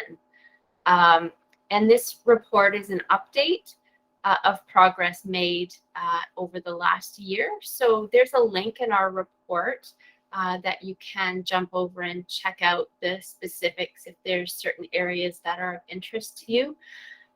We also have the annual suspensions, expulsions, and behavioral interventions strategies report. And here's just a quick quote that the data continues to reflect a significant reduction in suspensions as compared to pre-COVID years. The extended periods of virtual learning along with the secondary quadmester model strictly limited unsupervised time or time in schools at all. and are really contributed to those reduced numbers. And lastly, there's also the Ombudsman annual report. And in 2021, there were 569 school board related complaints from across the province. 10 of those reference the Halton District School Board. When the Ombudsman's office receives a complaint, they have several avenues to deal with that complaint, including providing advice to the complainant, contacting the school board to receive information related to the complaint, or they could initiate a full investigation. And for those, for that reporting period, the HDSB didn't have any recorded contacts with the Ombudsman's office, and staff have no information regarding the 10 reported complaints. So therefore, the Ombudsman provided advice to the complainant likely and concluded that particular file. So we don't have more information than that. So it's a great agenda for some annual reports that may be of interest to the group. And we're happy to take any questions.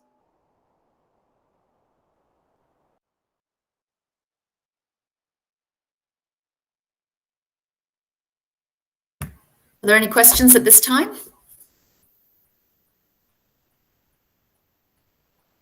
No? Okay, well, thank you for that. We are now we now have committee reports. We will go through this list of standing committees that we have at the moment, and then there was a question about an additional committee. So just asking whether there are any updates for the Parent Involvement Committee. Nope. The Accessibility Coordinating Committee. No, we haven't had a meeting yet, Alison. Okay, great, thank you. And the Equity and Inclusive Education Advisory Steering Committee. Nothing to report tonight, Alison. Okay, thanks, Diane. So there was one request from Dean Barnes, who was here this evening, just asking for representation from SEAC on the Student Wellbeing Committee, the Mental Health and Student Wellbeing Committee. So are there any members of SEAC who would like to sit on that committee and offer SEAC insight?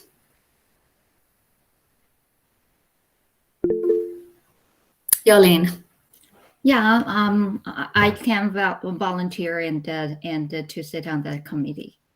Okay, great. So Lorna will note that Yarlene will, unless there are any other people who would like to put forward their name. Tracy, yeah. It's not for that. Could you revisit me when you? Yes. Yeah. Okay. So at this time then, Lorna will just note that Yarlene will be the representative on that Student Wellbeing and Mental Health Committee. Tracy. Yes, thanks for coming back to me. At the last meeting, Alison, you had asked trustees and Colette to go back and take a look and see whether there were other committees that didn't have SEAC representation yet. Yes. And certainly the request from Dean came forward, and in the background we took a look at the trustees striking committee report from last year, and it appeared to me and others who are on this email chain here, which are fellow trustees and Colette, that there was appointments to all of the relevant committees, most of which are staff oriented or staff run. So therefore trustees are themselves just being appointed to those committees, not leading and so on. So I think that is the answer, that there weren't any as far as trustees could see. but I'm happy, Allison, to put a link in the chat box to that report so you can just have another set of eyes on it. That's great. Yeah. So I think from the feedback we got, it was just the mental health one where some additional feedback would be appreciated. I think at some point the calendar then somebody from SEAC will need to sit on one for the calendar, but I guess we can do that closer to that time. Okay. So just going to this. Just want to then ask, we're now on item number 5, and whether there are any items for our next agenda or the order paper. So as Colette mentioned, we're going to have a report on the problem-solving pathway, which will be very interesting. And we have asked Autism Ontario, and I think they've agreed to make a presentation on the supports that they offer to the community, which would be great. Are there any other items that members of SEAC would like to see coming up on the agenda in the near term? Margot. Thank you, Alison. I know last year we spoke about, and I'm just trying to find the books. I had spoken to you about somebody who'd come and spoken at Brock, Michael Jacques, and I know you had reached out, but I haven't seen or heard, so I'm just wondering if that was still on the back burner or... The plan is, I think, that we thought it would be a wonderful thing for December. So I'm pretty sure that Lorna's moving that ahead. So yeah. So is there any other, James? I think it would be nice to see more about the new school when it's close to being opened up. Great. That Heather was talking about. Yeah.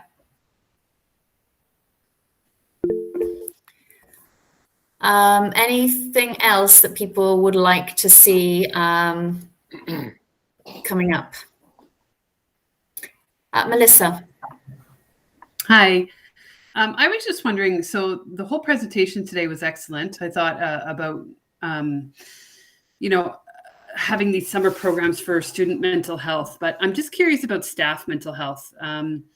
We know with the movement back into the school system, and teachers really are facing the brunt of the students that are coming back, their mental health traumas, and there isn't a lot of training for that first line of defense, and there isn't a lot of support. We know that the caps on the education that was put into place last year have been removed, so most teachers after reorganization are dealing with classes of certainly above 25 in the upper sort of elementary, and we spend a lot of time talking about mental health of students, but the first line of defense is often teachers. And what we're seeing is the kids that were already really struggling are now 2 years, struggling 2 years more. Either they're 2 years behind or they've had 2 years of sort of lack of structure, lack of good behavior management. And it's really taxing. I foresee a huge tsunami of teachers going on mental health leaves. And I'm just curious to hear a little bit about, in terms of, under the spec ed lens, but also what kind of training can be provided for teachers that are really dealing with we're the ones who are discovering what's been happening to these kids for 2 years. And, we're having to report and we're needing to, call the social worker and do that sort of thing. And I think it's, I think it can't be underlooked that our mental health isn't going to be so great either. Hearing the stories that these kids are coming back with is quite overwhelming. So, great. Yeah, and I think you've really touched on a really important point, Melissa, because it's very difficult as a staff member to take care of your students if you're not feeling strong and well yourself, right? As the person in the classroom. Our Human Resources Department has undertaken an initiative with Dr. Greg Wells on employee wellness. And I think that started around this time last year. So it was for most of last school year, and then it's been reinitiated this year. And there's a huge array of of supports, everything from suggested readings to small group kind of support sessions to yoga. Like it's really quite a range of services that's offered through Dr. Greg Wells, really to get at making sure that our staff feel supported and that they feel and that they're taking care of themselves so that they can be successful and happy while at work as well, so that they're in a position to support our students. In terms of specifically how do we train staff to support the student in crisis in the classroom, that's certainly the work of our two departments, student wellbeing and special education. And we did hear from student wellbeing in their presentation some of the professional development that they have created for staff, particularly in those first few PD days, around what to do to create that first tier response with your class, with the good for all strategies. In terms of developing wellness, but also knowing what to look for. What are some of the indicators that staff need to look for in terms of monitoring the well-being of children? For us on a special education side, we kind of manage the other side of things, which is the behavior that can come when students aren't well or recovering, experiencing trauma and challenge and that kind of thing. And so we have a team that goes out and supports staff in schools. So a school will call and ask for whether it's our BMS, so that the team of staff who are trained in behavior management skills, and they'll go in and provide some very targeted, very specific recommendations tailored to an individual student. But that's also the work of all of our instructional program leaders, Sean and the principal of the program, as well as the vice principal of the program. They're really kind of our additional eyes on an environment and on the plans that we have in place to support students to provide some additional expertise. And then on top of that, we have a group of educational assistants that we manage centrally, that we also send out to target schools that are experiencing significant needs. So as an issue bubbles up, a school will reach out and say, we're having a crisis with a student. We need an extra pair of hands. We need some extra expertise. And we'll send a team in to go in and help the school and develop the capacity of the school to support the student. Yeah, and that's great. And I'm really glad to hear all of those plans put in place. And I think that's obviously just really, really important. But the last thing I'll say is that just talking about how suspensions are down, and there was very clearly the reasons why. I mean, we had a lot of students not in schools. We had a lot of students, especially particularly in high school, not in those transition times when fights and things like that can happen. But I think we have to be very careful of using that to suggest that the kids are okay, or that, just because suspensions are down, that shouldn't be our earmark to support, because they're not. And really, who's taking the brunt of it, I think, because we're seeing it firsthand in the classroom. And so I just want to make sure there's sort of a plan in place, and you articulated that very, very well. So I'm confident that that's the case. But I think everyone needs to be aware that just because suspensions are down doesn't mean it's seamlessly transitioning into a safe, an easy back to school. It's been very difficult for a lot of kids, and the kids, frankly, that were struggling the most are now even further struggling. So it's very hard to see. So I appreciate your time. Thank you. Yeah, and I would, echo what you say, Melissa, around the suspension rates, and the superintendent of safe schools would say that they aren't statistics to celebrate, because it isn't an accomplishment. It was really just a better circumstance that the rates are down because the students weren't in schools full time, weren't there during those high periods of transition, as you've described. So absolutely, we're not looking at those suspension rates as a success. It's really just a byproduct of what school looked like last year. And I just want to say, like, I had one student say to me, a typical student, a low key kind of student. And she said, I was so happy to be in school last year where I could actually learn, because all the bad kids in her view. They never showed up, and I could actually feel confident and whatever. And now, you know, I haven't followed where that girl has ended up this year, but I think of her this year and think like, you know, online learning for her was a safe space because the kids that didn't want to be there, frankly, weren't there. And now that they're all back and they're forced, and we're talking about attendance and making sure we're getting kids back, some of whom don't want to be there. It's a stressful environment for, I would argue, all levels of kids that want to be there, kids that don't want to be there, and kids stuck somewhere in between. So it is definitely a reintegration for a lot of kids. And I think being aware of that's really important. Yeah. Thanks, Melissa. Thank you. Great. Are there any more points that anybody would like to add for agenda items at this time?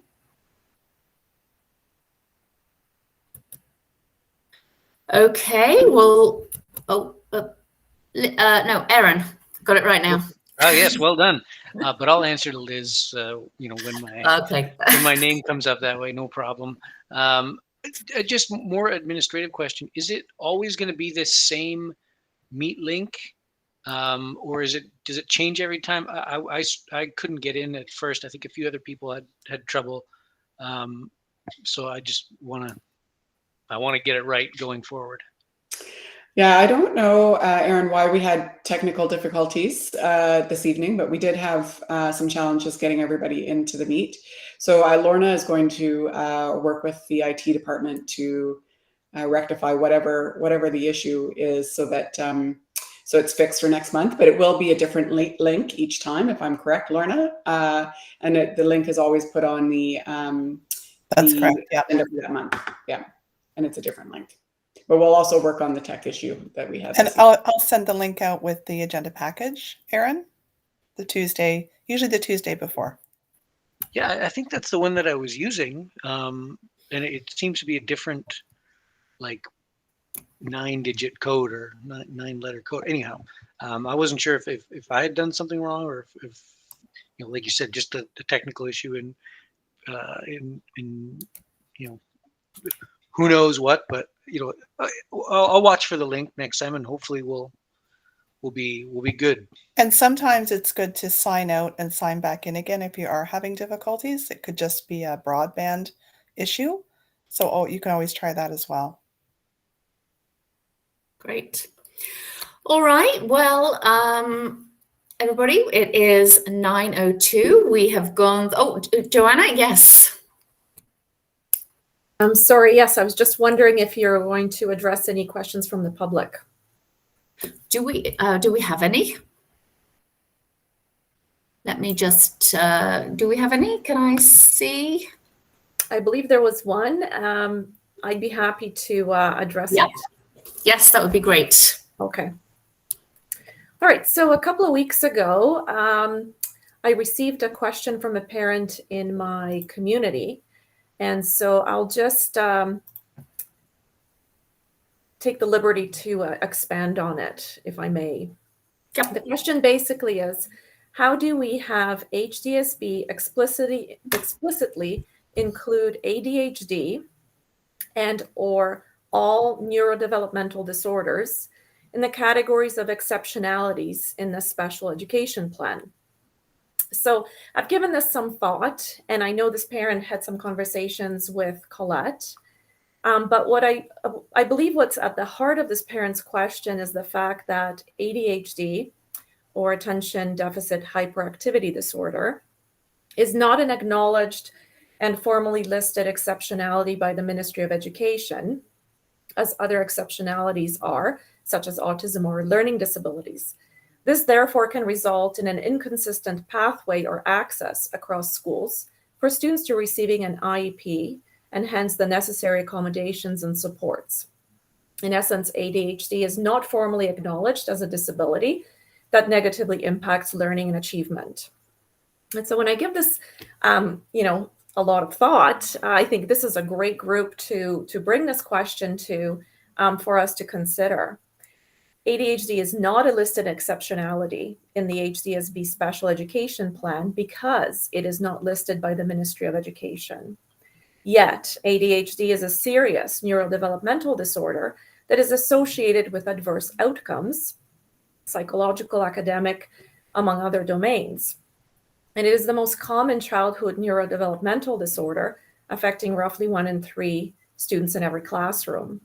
So we know from decades of research that ADHD has significant impact on learning, academic achievement, and school adjustment. And so it's critical that our teachers and other school staff receive appropriate training, have solid understanding of ADHD, including its symptoms and underlying neurological impairments. Teachers need to know which instructional strategies and supports will help their students with the disorder. And hence, this parent's question, while it's specific to the HDSB, the role of the ministry is critical in ensuring that this happens. The addition of ADHD as a formal exceptionality by the ministry would ensure that all boards in Ontario identify students with ADHD as an exceptional student, much like learning disabilities or students on the autism spectrum, in whatever category, neurodevelopmental disorders, perhaps.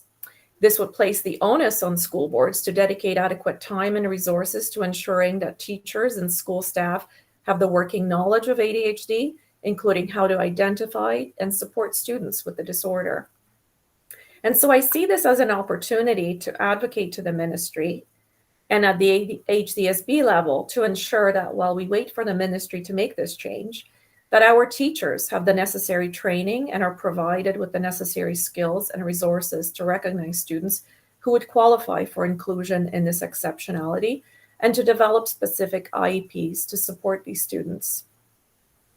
And I'm just wondering, what are your thoughts out there, and whether we as a SEAC would like to advocate to the ministry to include ADHD as an exceptionality, which would then make it an exceptionality category within our own special education plan. And Colette, I don't know if there's anything more you'd like to say to that. Yeah, I'm happy to add to that. So as Joanna's described, the categories of exceptionality are delineated in the Education Act, and then the ministry further defines what those categories are. They did in a memo in 2011, which is quite a while ago now. Of course, they indicated that the exclusion of any one neurological disorder in the definition shouldn't be an indication or a barrier for the implementation of the appropriate accommodations or modifications that a student needs. And that ultimately, it is the intention of our problem-solving pathway that regardless of any diagnosis, that what's important is, the student who is in front of us and how they are presenting in terms of needs and strengths, and then entering into that problem-solving pathway to put in the appropriate supports, whether it's a set of accommodations or modifications based on what the prevailing need is. So certainly, ADHD, not a category of exceptionality, should not be a barrier for a student to receive the supports that they need to succeed to their full potential.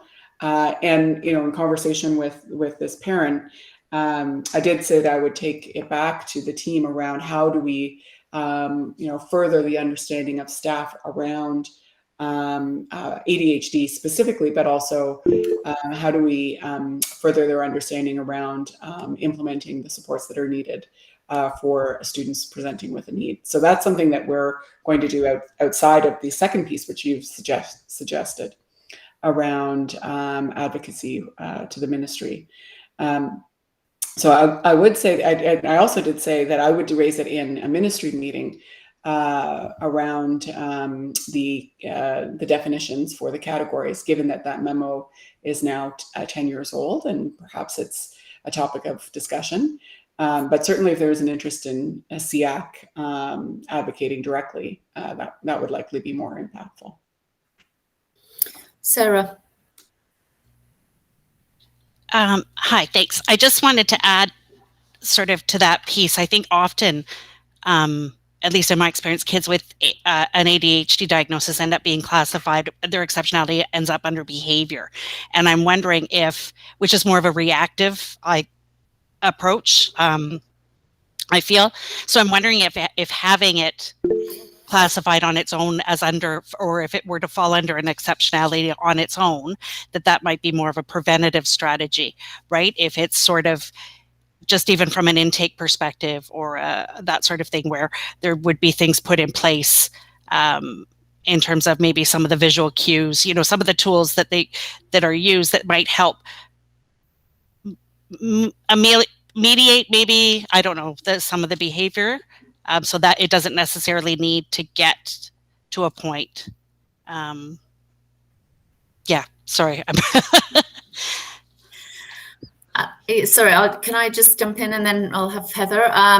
So obviously from the Learning Disabilities Association, we do represent students with learning disabilities and ADHD because there is a high correlation between the two. As an organization, we have always been concerned about where students with ADHD fall in the problem-solving pathway. I totally agree that many of our students end up in classrooms that are maybe more behavioral focused rather than perhaps supporting the underlying learning or attention difficulties that could be dealt with in a more proactive way. We would fully support, I think the new recommendations from the ministry are in terms of accessibility, and is that there is a move to the Ontario Human Rights Commission's definition of disabilities in terms of getting support. So a student would be able to get support for mental health disorders, which are currently not covered, ADHD, all those kind of things. From my perspective, I would be very supportive of any letter that CEAC was able to draft that encouraged the ministry to move towards a disability and a supports focus model rather than leaving students with ADHD without a real clear pathway, and also those with mental health issues that need support that are not currently within the exceptionality system that is being used. So that would be my point. Heather.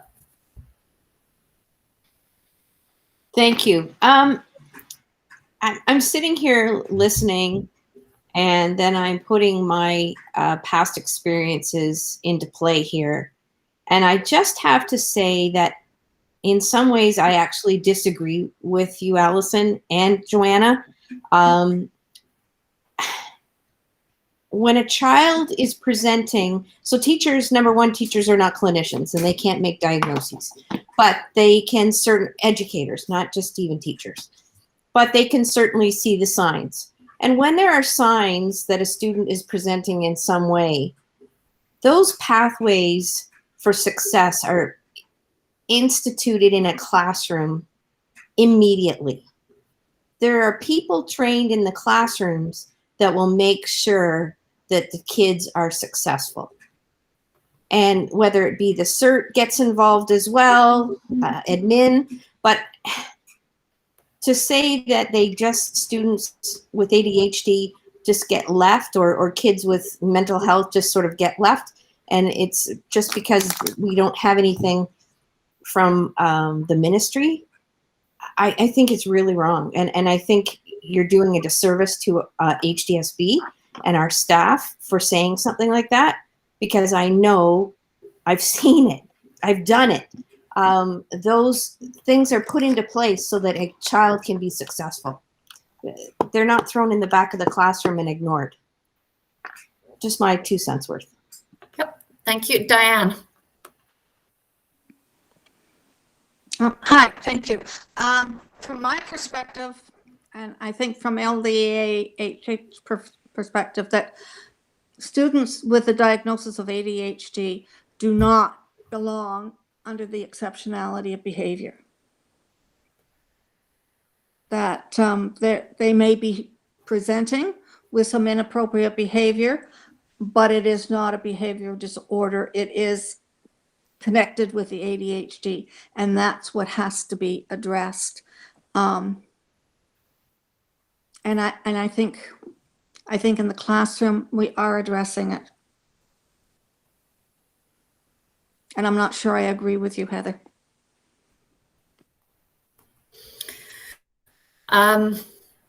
Okay, so any other points? Liz? No, Aaron, sorry, got it wrong then. That's okay. I'm testing you. I'm really testing you tonight. Oh, just maybe a clarifying question to Joanna. Did you say that 1 in 3 children are impacted by ADHD? That is a statistic I saw in a report by, let me just find the report, by the Center for ADHD Awareness, Canada. Yes. Wow, it just seems really high. Yeah, it does. I mean, when does an exceptionality become a commonality? That's a high proportion of kids.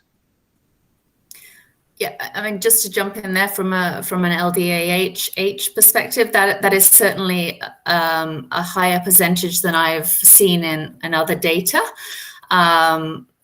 But if we come back to the question, which is, I guess, really is SEAC willing to put forward a letter? I certainly think that it's perhaps something we should put on the agenda for a further discussion. I think tonight it's probably too short a time to discuss all the ins and outs and how we want to. And I certainly don't, just jumping back, Heather, I don't want to say that educators are not doing their best for the kids.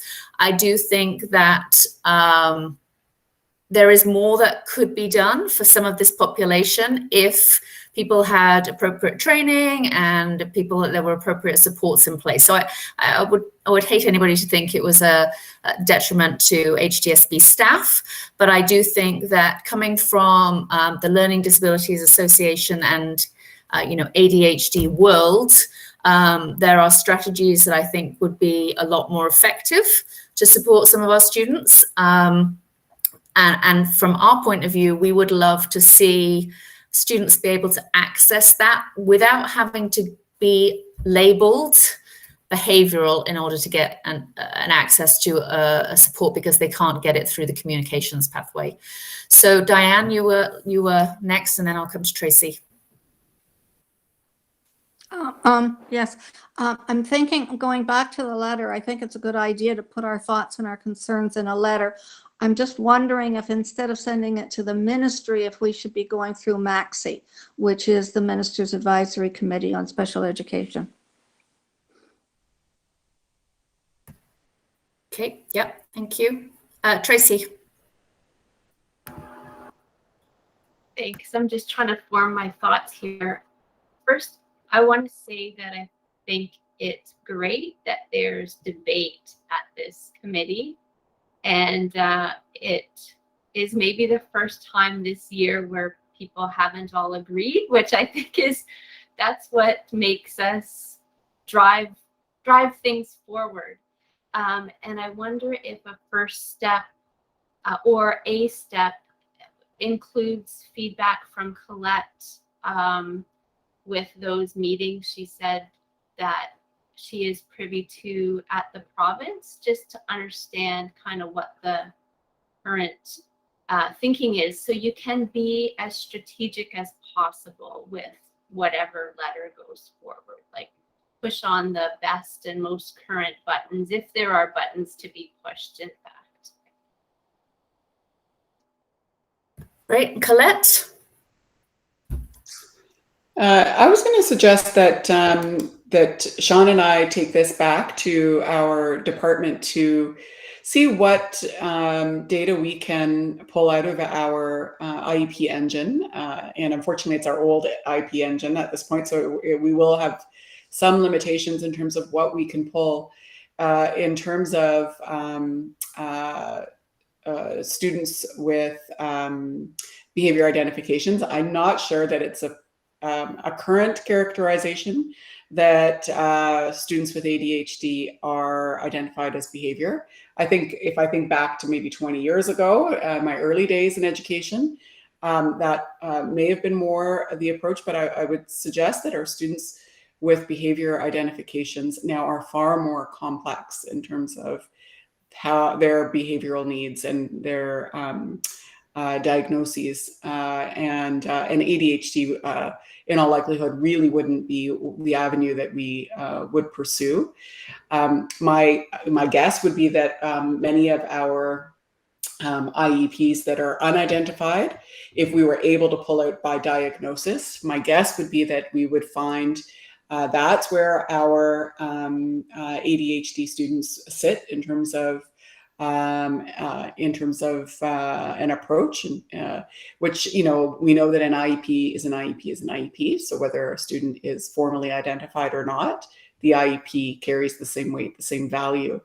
And so, you know, I think it might be interesting to explore, to the extent that we can, where are these students on our roster, so to speak. And then we maybe will speak from a little bit more of an informed position around a current approach. But I will say that we will likely be very limited based on our current IEP engine, and knowing that, you know, when we move to our new engine in the fall, that the data will be more robust. But we'll see what we can find. Joanna. Yeah, thanks, Colette. You actually reminded me of that. When we did our special education review a few years ago, we learned that our highest proportion of students with IEPs actually do not have an identified exceptionality. And I would hazard to guess that they would in fact probably qualify for the ADHD diagnosis. And also there's that perception that students with ADHD do not always have an IEP or cannot get an IEP because they need the assessment and the right characterization. And so in the absence of IEP is where, you know, you could imagine inconsistency in how they are supported or the resources that are made available to them and their teacher. And so I'm really advocating that, you know, our teachers receive the appropriate training and resources and are supported so they can do their best for the students. Because I know all of our teachers, our educational staff, want to do the best and are working very hard every day to do that. But I think also advocating to the ministry might help to ensure that, you know, there's the right funding for our school board and for special education in particular. And we know that the funding for SPECED has suffered in the last several years. Thank you.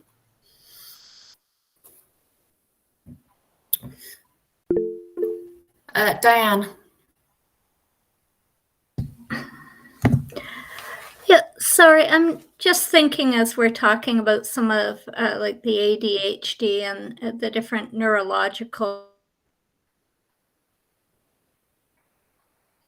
some of the students would fall under, whether behavioral, et cetera, or learning disability. It suddenly hit me as well. We were talking about future discussions, et cetera. I think about the number of kids that have suffered from concussions, whether at school or outside of school, and where they fall in and where they're captured. So in terms of, are they under learning disability? Are they under your group, for example, Allison, are you seeing those families? The numbers that we're talking about, and what resources are there applicable for them and with the teaching staff, et cetera, in helping them or for IEPs for them. And I think about it because I know several families who have gone through the Halton District School Board whose children, including my own, have suffered concussions. And it has had an impact. And so just wondering where that falls. It just suddenly occurred to me that we really haven't ever had that come up, and where those individuals or those students fall and the resources available for them. So just maybe something for future. I would be curious as to the percent of the student population that's being impacted by that. I know certainly just in discussions with mental wellness providers, a large portion of the kids that are in, whether it's teenagers or younger children, who are in dealing with mental health impacts, whether it's anxiety, depression, etc.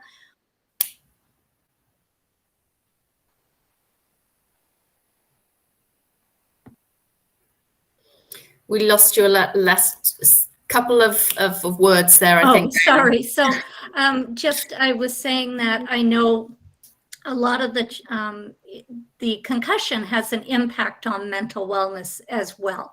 And so there is a large portion of children who are in dealing with mental health issues who also have had concussions. And so I'm just wondering how that's handled in terms of the different IEPs, learning, how that's handled. So just wanted to throw that out there.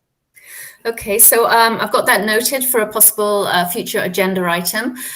Coming back to your point, Joanna, so Colette, you're going to try and see what kind of information there is on where students with ADHD are sitting in terms of IEPs.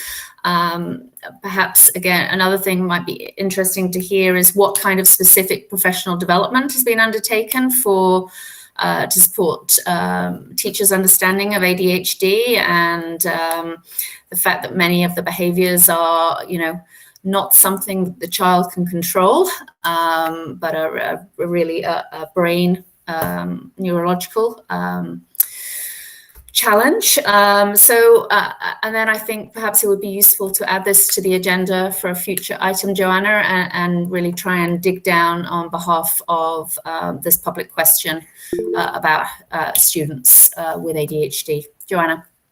Yeah, thank you very much. And it's important to know it's not just behavioral issues, it's also just the executive functioning, right? Which is so important and critical to how a student carries themselves in their academic performance and success. And the social interactions as well that have a deep impact. Yeah. Okay, well, that has been a great discussion. With that, are there any other items that anybody wants to add? If not, at 9:27, having completed our agenda, I will adjourn this meeting.